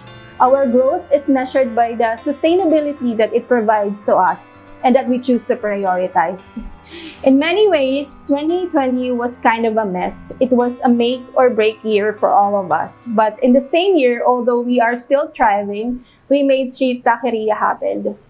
Where we are right now, the path that we are taking now, was because of where we were before, and whenever I look back, I get to realize that somehow it connects us to that past.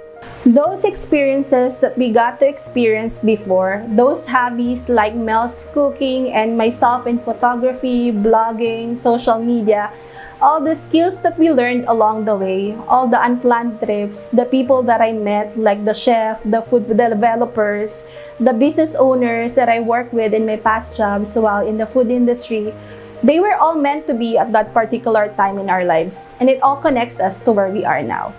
And it's clearly amazing that we made the most out of it. Just like in the words of Steve Jobs, you can't connect the dots if you're looking forward. You can only do it by looking backwards.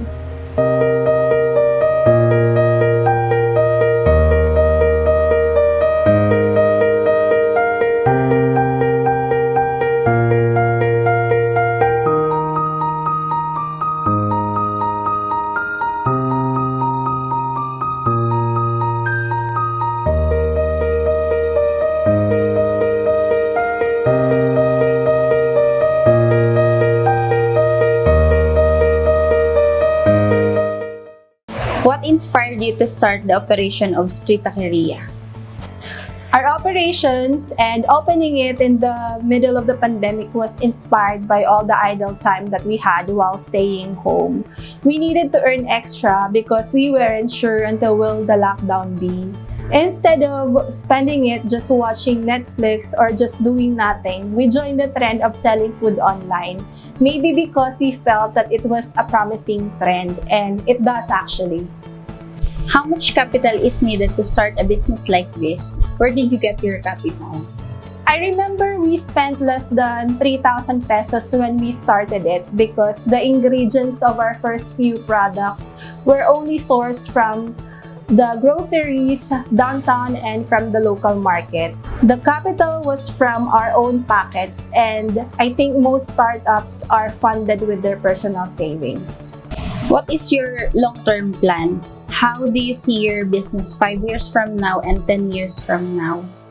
I like to manifest my goals for Street Taqueria and Cafe by always saying this loudly, that in the future, maybe when the pandemic becomes manageable, we wanted to expand it by opening different branches in the region, or at least one in Naga. That's how we see it in the next 5 years from now. And in the long run, maybe 10 years from now, in some parts of the country that are special to us, like in La Union, where we originally wanted it to put in. Our goal is also to provide more employment growth for our staff, especially those who were with us in the beginning. What are the benefits of putting up this business aside from the income earned for your family? Aside from the income that we earn from our small business, it fulfills our visions and advocacies and somehow helps the tourism industry of our small town. It gives us a sense of freedom on different levels, like it let us show our creative side, and it empowers us to express our own visions and advocacies. Street Taqueria also benefits us on a personal level because through it, we get to reconnect with people that we lost contact with when we moved out from Bao before. We bring people together here and generate the sense of community that for sure will eventually lead to building connections.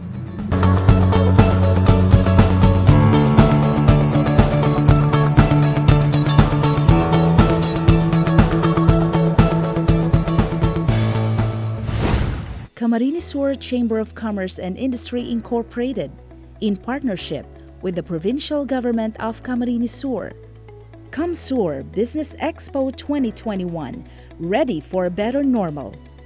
7th Regional Youth Entrepreneurship Congress present this plaque of appreciation to Ms. Reina Vina P. Botor for extending her invaluable contribution and unwavering support as our resource speaker, contributing to the success of the 7th Regional Youth Entrepreneurship Congress with the theme Dynamism in Entrepreneurship for a Better Normal.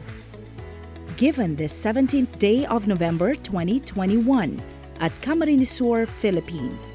Signed, Chairperson of 7th RYEC, Maria Eusebia G. Quinones. Expo Chairperson, CamSur Business Expo 2021, Maria Emma F. Llorin. President, CSCCI, Maria Soledad V. Magtuto. Our next speaker is a happily married mother of 3 and a professional nurse hailing from Iriga City. She is an alumnus of the University of Northeastern Philippines and finished Bachelor of Science in Nursing from Centro Escolar University, Manila. She also studied at Grant MacEwan University in Edmonton, Canada. She is also the Director for Clinical Operations of Beach Grove Laser Skin Care Clinics based in Delta, British Columbia, Canada. Ladies and gentlemen, let us all welcome Miss Mary Osea Sites. Marhay na aldaw po sa Induga Boss. Ako po si Mary Sites, tubong Iriga City, Bicol. I now live in British Columbia, Canada. I am a registered nurse, and now I own my own business where I live in Delta, British Columbia. A little more something about myself. I am married, and I am a mother of 3. I also am a founder of Derm System, a product that I formulated and co-created with chemists and pharmacologists. But also I represent the Filipinos with a Pinay agency where I appear in billboards all over the world. I am so honored to be here with you, speaking before you young minds, and I hope I can share with you my knowledge and experience in operating the business. So the business that I own is called Beach Grove Laser Clinic. We offer services such as facials, Botox, dermal fillers. It's more in the medical aesthetics. We have hair removal, vein removal, face contouring, body contouring. So, basta lahat ng pampaganda at pampaslim, that is my business. If you ask me why I chose this business, I'm always interested in skin. I'm always interested into starting my own business. And when I had that opportunity and the right timing to start this kind of business, I just grabbed it. I started the business back in 2005. I started as a one-man business, meaning ako lahat. I was doing the treatments, I was manning the phone, I was the one mopping the floor, laba, linis. I was basically doing it all by myself. And from there, napalaki ko yung business. Now I hired 4 doctors to do some of the procedures at the clinic, 2 specializes in liquid facelifts, and 2 other doctors specializes in different treatments. And all the other staff, basically, we all share the responsibility. Proud to say that my business was consistently awarded as the best laser clinic over the years, and that was very consistent. We always win the awards, and I'm very proud of that. If you'll ask me if starting the business was easy, of course it wasn't. It was full of challenges, determination, and hard work. I started the business when I was a young mom with my firstborn, and I was very young. I was starting in an industry that I wasn't really familiar with. I just started with passion. So growing as business is not easy, especially if you're trying to balance family and life and business. So where I am now was a product of hard work, but there were so many instances that I questioned myself, because you see, as a registered nurse working in the hospital would have been so much easier. You'll just go and work, punta ka ng shift mo, you do your own thing, and then your salary comes to, it's deposited into your bank account. Being a business owner is different. You're basically on call for 24 hours. Lahat ng ginagamit sa clinic, gastos mo yan. You'll be thinking of how you pay the rent. And also when I started, laser hair removal, Botox, and all these very mainstream treatments now. At the time when I started in 2005, it was something very new. So the concept of people paying for the services is still very remote kasi they're not very familiar with it. So I spent a lot of money in marketing as well. And those were one of my challenges, how to introduce people to avail of my services kahit na hindi pa sila masyadong familiar. Another challenge that I faced was, again, the balance of being a young mom and also a business owner, because I have a baby at home, but at the same time, I have to be the business owner when I come to work. You have to know how to separate these two. But along the way, raising my 3 kids, I was also trying to build my business. I was very successful because of the loving support of my family, and I was able to have a good balance with work and life at the same time. It's not easy, but it is possible. The challenge that I faced was in our town where I have my business. My competitors were all doctors. I was the only nurse. And also, they always say that they're graduates of very prestigious North American university. Ang sabi ko naman, I'm a product of Bicol. I'm a proud product of University of Northeastern Philippines and Central Escolar University in Manila. I was very proud of that. I never felt na that's gonna be a hindrance. Ano naman, ako yung pinakabata, ako yung nurse, at ako lang yung Filipino. Lumaban ng lumaban, and I'm proud to say na we always again get the awards.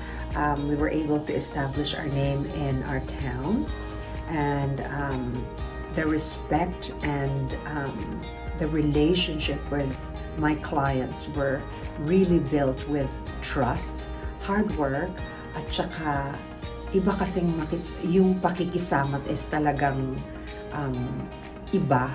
At saka we really work hard na maiba yung service. And that, I think, really made the difference. As we all know, the pandemic was hard. We were closed down for 2 months. We're very lucky indeed that we were only closed for 2 months. And around that time when we were closed, syempre nakakatakot, diba? Because you have your bills to pay, you have rent to pay, you have your equipment, you still have your expenses. But because again, it's a challenging time all over the world, the pandemic, we have no choice but to close down for 2 months.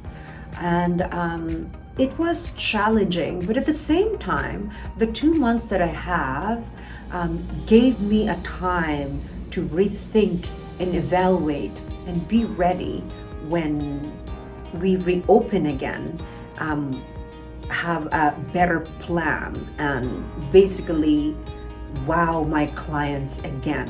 After our closure, I was really preparing something na sabi ko when we open, dapat may wow factor tayo to offer our client. The pandemic made everyone realize, and the pandemic emphasized a lot more on self-love, self-care. So because people weren't able to travel, wala silang ibang ginagastusan, dati-rate, they will go to places, all of us will be planning of going somewhere. During the pandemic, everybody really stayed kasi hindi nga allowed. So, yung mga tao, they had time to reflect on self-love and self-worth, self-care. And that was very good for my business. Because as you see, my business is all about feeling good and looking after yourself. One mom told me that, she told me, you know what, Mary? The pandemic had taught me that the world can end anytime. And I've always prioritized other people.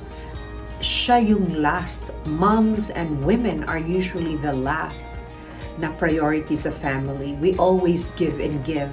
So for her, she told me that it was a realization na the world can end anytime. So you have to look after yourself. Kung hindi, nobody else will.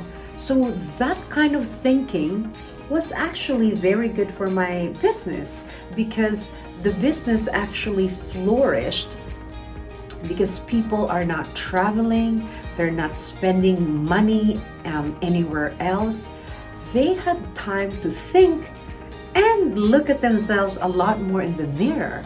And they realize, oh, wait a minute, pinopostpone ko yung mga gusto ko, yung mga treatment na gusto ko. Maybe it's time to really focus on myself. Before we have clients na they just do Botox, they just do dermal fillers. The pandemic had gave them the chance to think and try other services in the clinic, because again, emphasis on self-care and self-love was so huge that our business during the pandemic actually had seen growth. We had seen peak, and we have experienced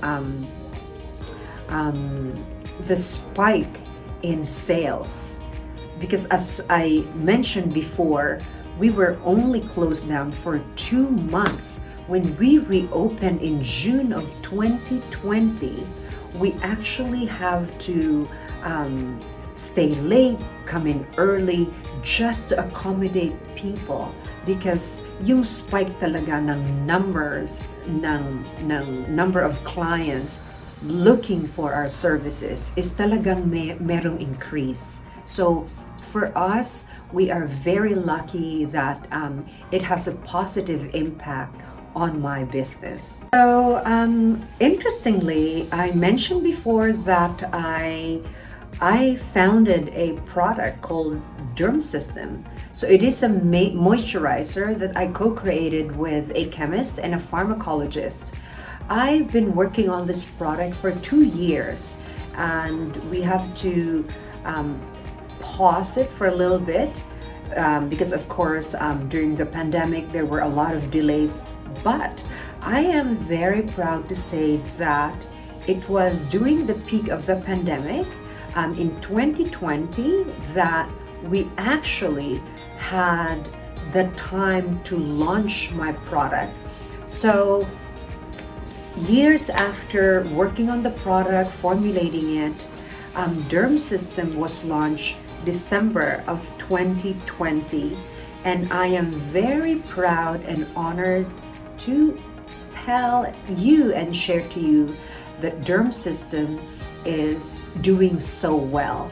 So aside from my business, I also was able to launch this product that I have been working in so hard for so long in December 2020, amazingly during the pandemic. So again, as I mentioned before, we had experienced increase in sales, and we really had growth in our business during the pandemic, or during the height of the pandemic. it is quite amazing that I was able to acquire 2 instruments for the clinic, the latest technology out there. These instruments are not cheap. So normally how we do it, if we are planning to acquire an instrument or a new technology at the clinic, I wait and research for it. It takes years of planning kasi nga mahal. And actually, you also have to be very careful, and you have to be sure that you are acquiring a very good technology to offer your clients, because you should be able to pay for this technology. But it was amazingly, during the pandemic, instead of just one, I was able to acquire 2 technologies. It wasn't a small amount of money, but I just see the potential that during those challenging times, considering all the factors, I thought I can really make it a go. And remember, I mentioned before, as we were closed for 2 months, I was planning on something to offer my clients. So during the height of the pandemic, I had 2 new offerings for the clinic. One is for facial contouring. It helps with wrinkles, pampakinis siya. The technology was invented in South Korea, and now in North America, their main distribution is in the United States. And we were the first one in British Columbia, in the western part of British Columbia, to offer such treatment. The one treatment was to tighten the pores, to tighten the skin, lahat ng acne scars, even for acne, pimples, permanent siya, na permanent solution for acne, for excessive sweating. So, we were able to acquire that along with the other technology, in which itong instrument nito is, this one is for body contouring. So, pampaalis ng fat, at saka it builds your muscles. So, 2 very exciting technologies that we were able to offer during the height of the pandemic, and we are doing so well with it, almost up to our target with the 2 instruments, and we're really doing so well with it, and I'm very, very happy and proud of my decision to acquire it.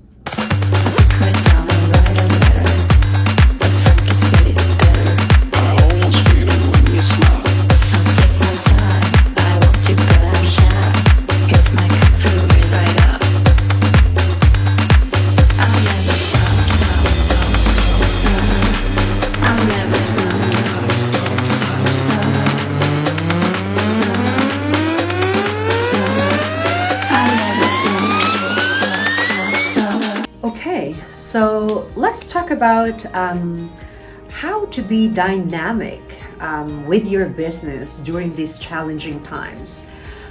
So for me, first would be look for opportunities. And as I mentioned before, during the times when we were closed, I was thinking of ways, newer ways that I can offer to my clients. Kasi I know that yung mga tao is, they will be hungry and thirsty to do something. Remember, everybody was quarantined, everybody was locked down, so everybody was just itching to go out there. And as I mentioned before, they were not traveling, they were just at home. So they have that extra money, they have that extra income. If before they were traveling and they weren't able to do that, they have the budget that is just waiting kasi nga hindi sila nakakaalis. So you have to think of capturing that. And as a business owner, you have to be on top of it. Na I have to have something new. I don't want my clients to be bored. That after the lockdown, when everybody's out, I want them to be welcome with something new. So that's why it was a little scary, because again, you would think, right? A lot of business owners might think, wag na muna kasi pandemic. So they will be scared to spend, because actually it's a very uncertain time. The tendency of some business owner is to matakot, a lot of just in case, wag na muna, let's just be sure. But I went the opposite. I went the opposite way. Instead of namatakot, I saw and I thought of opportunities. So that's the number one for me. To be dynamic, you have to look for opportunities, and you have to see it and act on it. Kasi iba yung, I thought of an opportunity, but if you also don't act on it, it's nothing. It's not gonna materialize. So for me, I thought of ways. I saw the opportunity. I did something and I acted on it. And right now, again, there's still restrictions in travels in North America and the most parts of the world, but I was still able to capture that market, because even if the world reopens, the services that I thought, the machines that I have acquired is actually to get them ready when the world actually reopens and they were able to travel again. Those machines that I have seen the opportunity will actually prep them. So even if the world reopens again, I've seen the opportunity that I've seen is actually in preparation for everybody to face the new normal. So that's number one for me. Look for opportunities, and not just look for opportunities, don't just sit on it, but actually you gotta act on it. Okay? The second thing that I want to share is do some collaboration. Again, during the pandemic, you have to have ways to entice client, kasi everybody was scared. Everybody was scared of the new normal. So we even experienced that people are scared to step out. Takot sila. Ayoko kasi baka hindi ko alam kung sino may COVID and stuff. So they were very apprehensive in coming back and doing the things that they used to love. So what we did is we collaborated with other businesses. Like for example, yung other businesses, salons, other businesses in the clinic, in the building where the business is located, work with them. And you guys, what we've done is we have collaboration that they can offer our services at a discounted price, or make coupons, anything na mag-collaborate kayo, because these are challenging times. We need each other. So kung ano yung pwedeng maibigay nila sa'yo, at saka kung ano rin ang pwedeng share ko sa kanila, is really help the business thrive. It's not time na, I want to be selfish, o kasi baka competition ka yan. So even other businesses now would offer similar services as yours. You guys can work together. There's enough sand to play for everyone. All you have to do is work together and collaborate. And when you do that, everybody wins. And again, especially during the pandemic, it's very challenging. You have to be creative. And if they see the collaboration, you are working with other businesses, it also helped their fears. It also gave them comfort that it's okay. It's not just me who are scared. Yung isang business nag-offer ng ganito, they're already open, ganon. So it kind of comforts them to get back to your businesses, and not just to your business, but also to the other businesses. So number 2 is the collaboration. Number 3 is we became very creative. Creative meaning we had specials. Our newsletters, we spiced it up. We have new offerings. We have, again, it's all about enticing them and making them comfortable. But at the same time, it was also very important for us to acknowledge their fears. So being very creative even was, we were equipped with ways for them to be comfortable that we are doing our best. We are following COVID protocols. And so we were very creative in so many ways. Promos, safety, all rolled into one. We made sure that we made it exciting, and we were creative in so many different ways for them to be enticed to come back, that it's okay to for them to spend money again, and for them to avail of the services that we offer. Being dynamic was also to acknowledge their fears.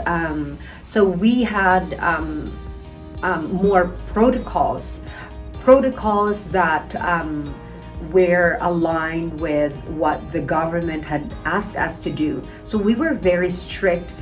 All of our staff were coordinating, even if it was extra work.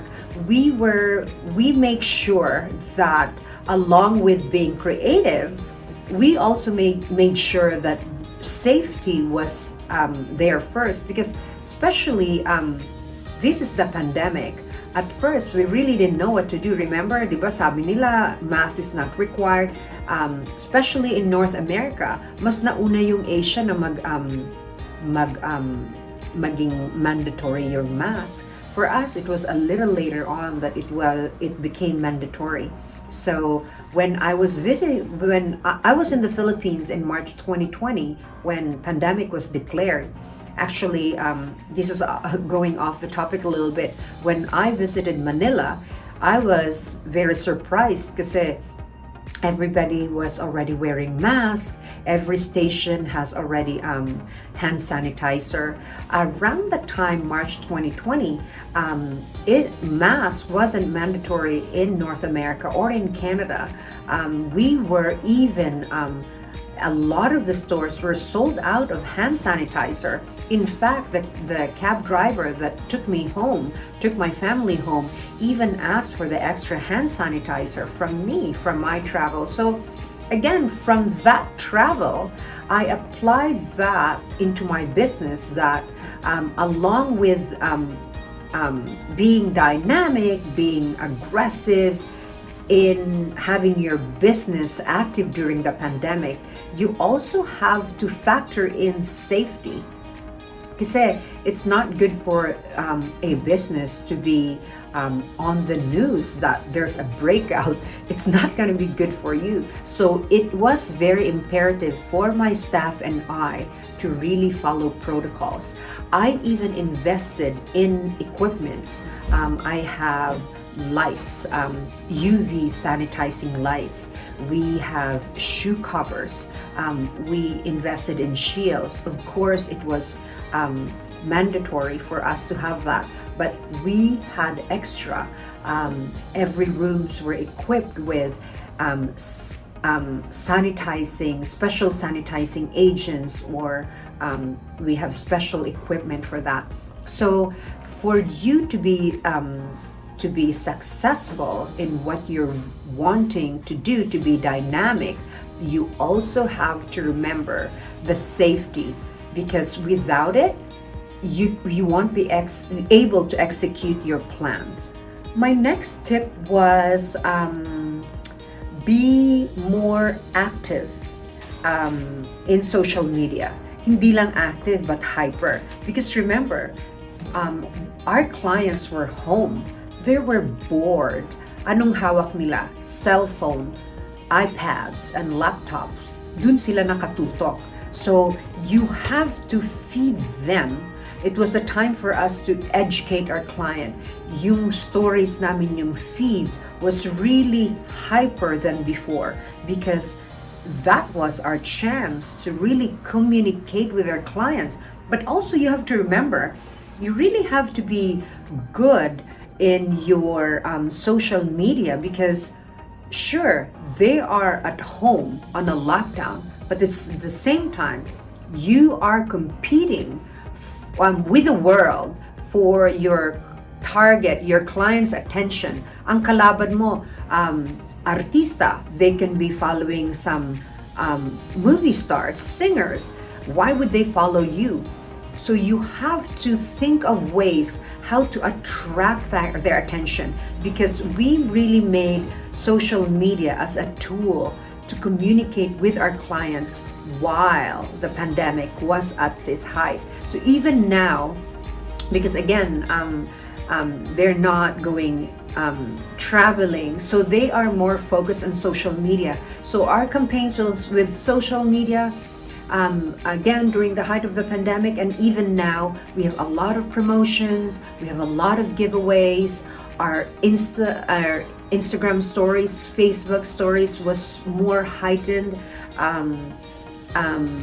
We make it more fun, and also I used my status as ambassador of a Filipino magazine that I use my knowledge in social media to really again make our post hyper. On the side note, again, you have to utilize the power of social media. I appear on billboards all over North America and the world, and even during the height of the pandemic, I was traveling to New York. My billboard was being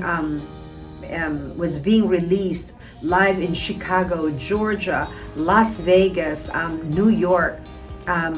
I think in 2020, I have 5 billboards in Times Square. So you have to realize, you have to know the power of social media.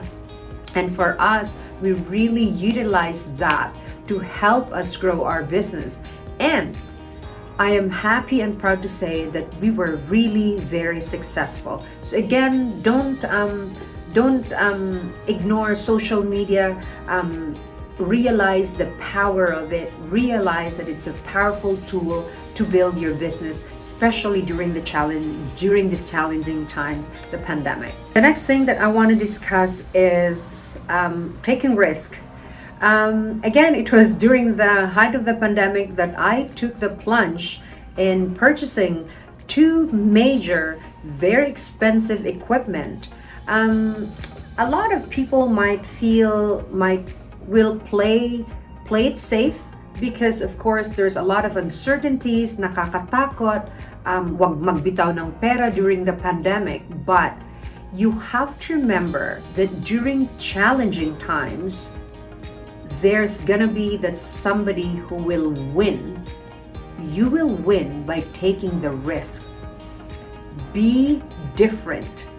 Be above the rest and take that risk. Because if you will just follow the crowd, if you will just be in the herd, hindi ka talaga mananalo. So for me, I thought, nakakatakot, but I was willing to take the risk.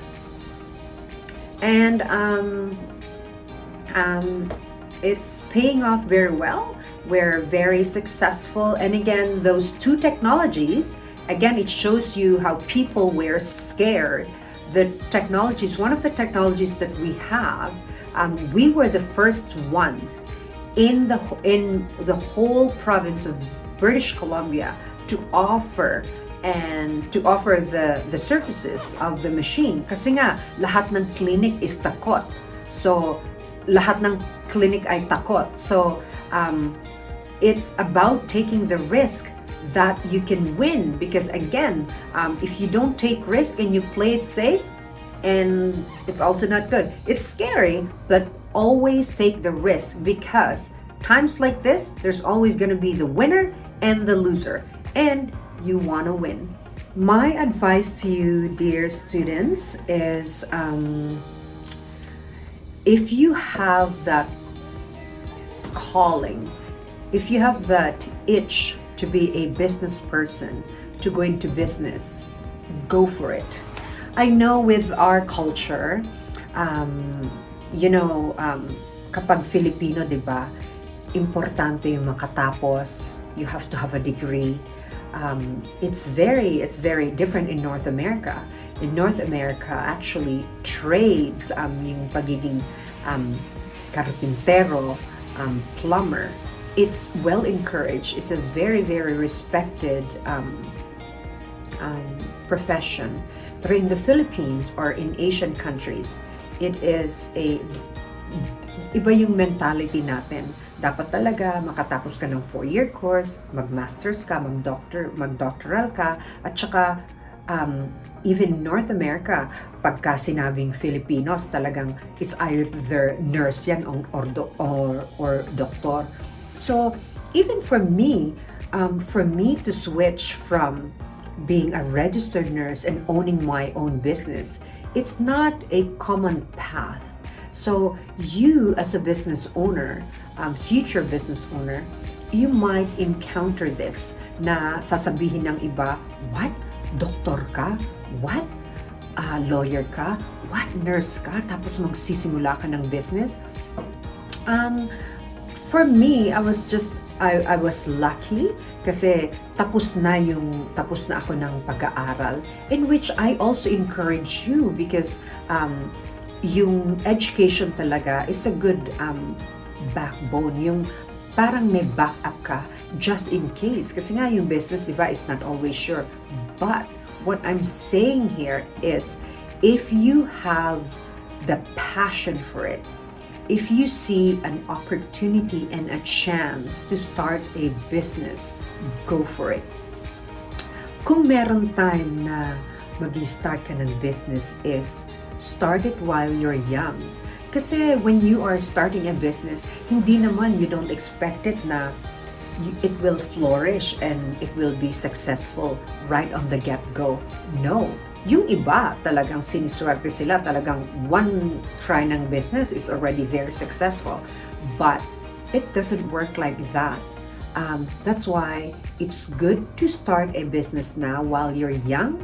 So this is the perfect time that even you fail, in your every failure, you will learn, and you take that learning and knowledge with you and keep on trying, because eventually, time, luck, and determination will take you to the right path in owning a business and being successful in a business. So another thing that I was discussing to you earlier, when you are already married and you have kids and you're starting a family, and that's the only time that you're starting a business, there's still so many things for you to learn. So I encourage you all to start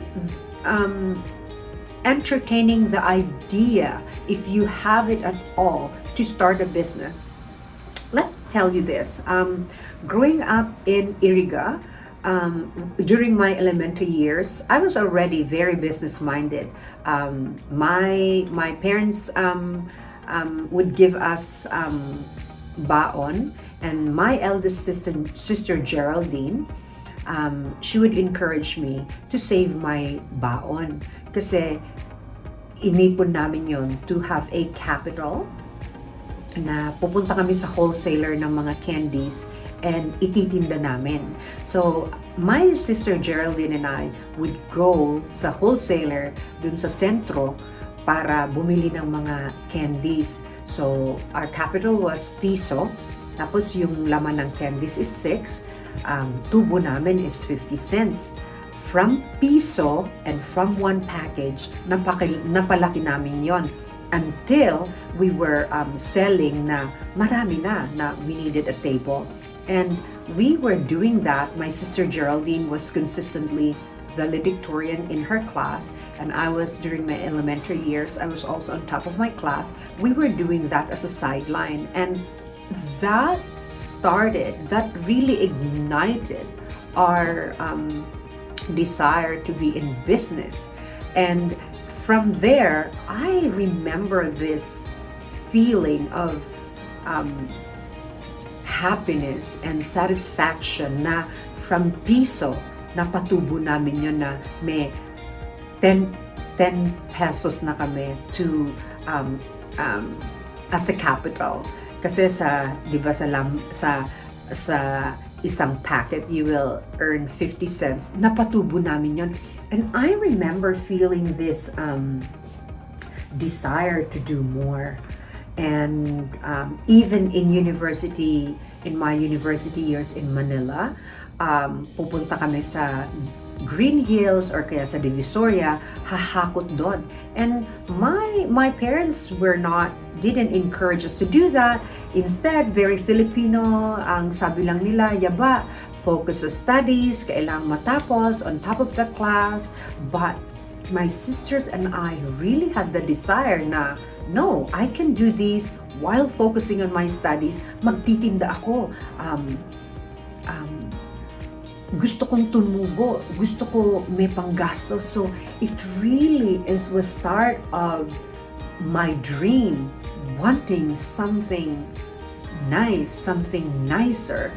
I enjoyed watching something grow, that I was able to grow something. So, nagsimula doon. So, what I'm trying to say here, guys, is that if you even have that passion, gaano man ka liit yung negosyo na naiisip nyo, you have to start.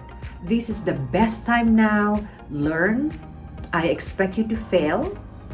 I actually want you to fail, because it's in those failures that you will learn. And those are very good lessons for you to succeed. Let me share something with you. Kapag I don't baby my children. If they fail, if they actually, gusto ko nahihirapan sila, ayoko sila na everything in life is good, because it's not good for them. I want them to fail sometimes because I want them to learn from their failures. Ayoko nang everything is smooth sailing kasi it's not good for you, their growth. So, same thing with you. Don't be scared. Start something. Again, I expect you to fail, but from that failure, learn and start all over again. But as a young high school student, start now. This is the best time for you to start.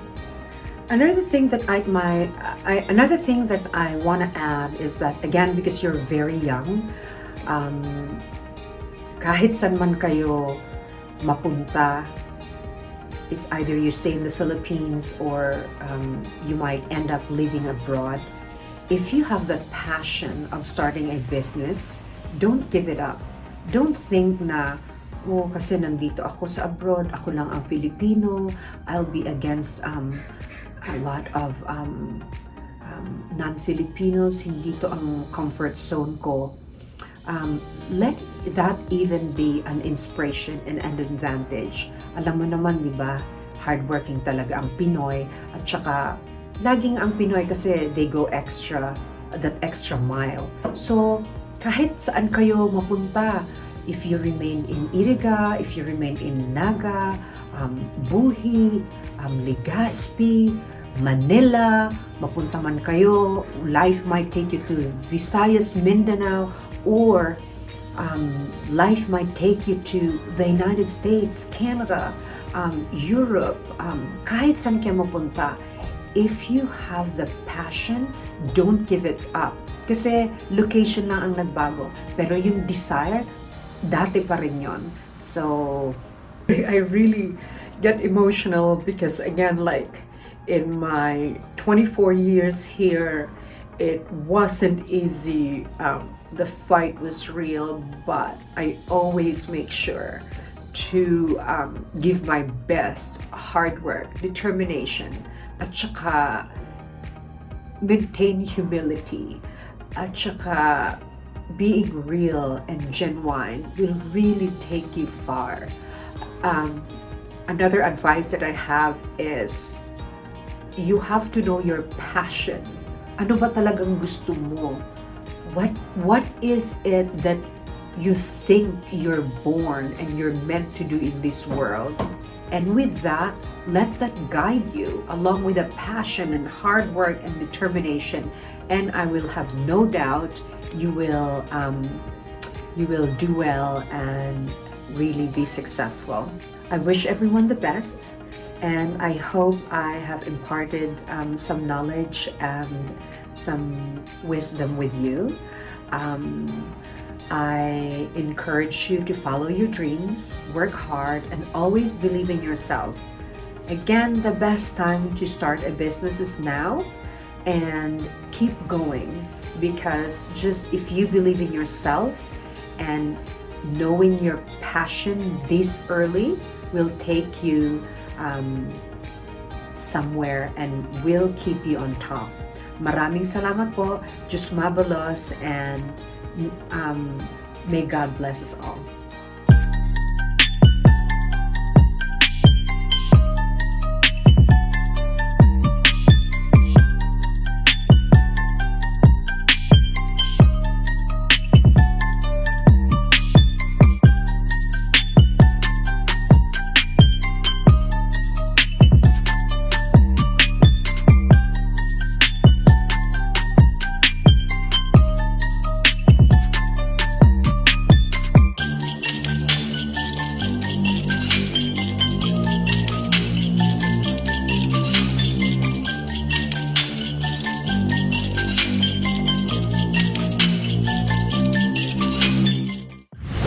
Camarines Sur Chamber of Commerce and Industry Incorporated, in partnership with the Provincial Government of Camarines Sur.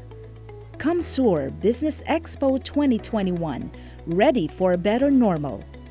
7th Regional Youth Entrepreneurship Congress present this plaque of appreciation to Miss Mary Osea Sites for extending her invaluable contribution and unwavering support as our resource speaker, contributing to the success of the 7th Regional Youth Entrepreneurship Congress with the theme Dynamism in Entrepreneurship for a Better Normal. Given this 17th day of November 2021 at Camarines Sur, Philippines, signed Chairperson of 7th RYEC, Maria Eusebia G. Quinones, Expo Chairperson, CamSur Business Expo 2021, Maria Emma F. Llorin, President, CSCCI, Maria Soledad V. Magtuto. We would like to thank our valued partners for the year 2021. Province of Camarines Sur, Department of Agriculture Region 5, Department of Trade and Industry, Angena Trading, GCI Construction and Development Corporation, Julia Outdoor Advertising, Jurassic Construction and Supplies, Pixeled Solution, Medlane Enterprises, Ngo & Sons Trading and Industries Incorporated, SVM Marketing Solutions OPC, Tugawi Cove Resort,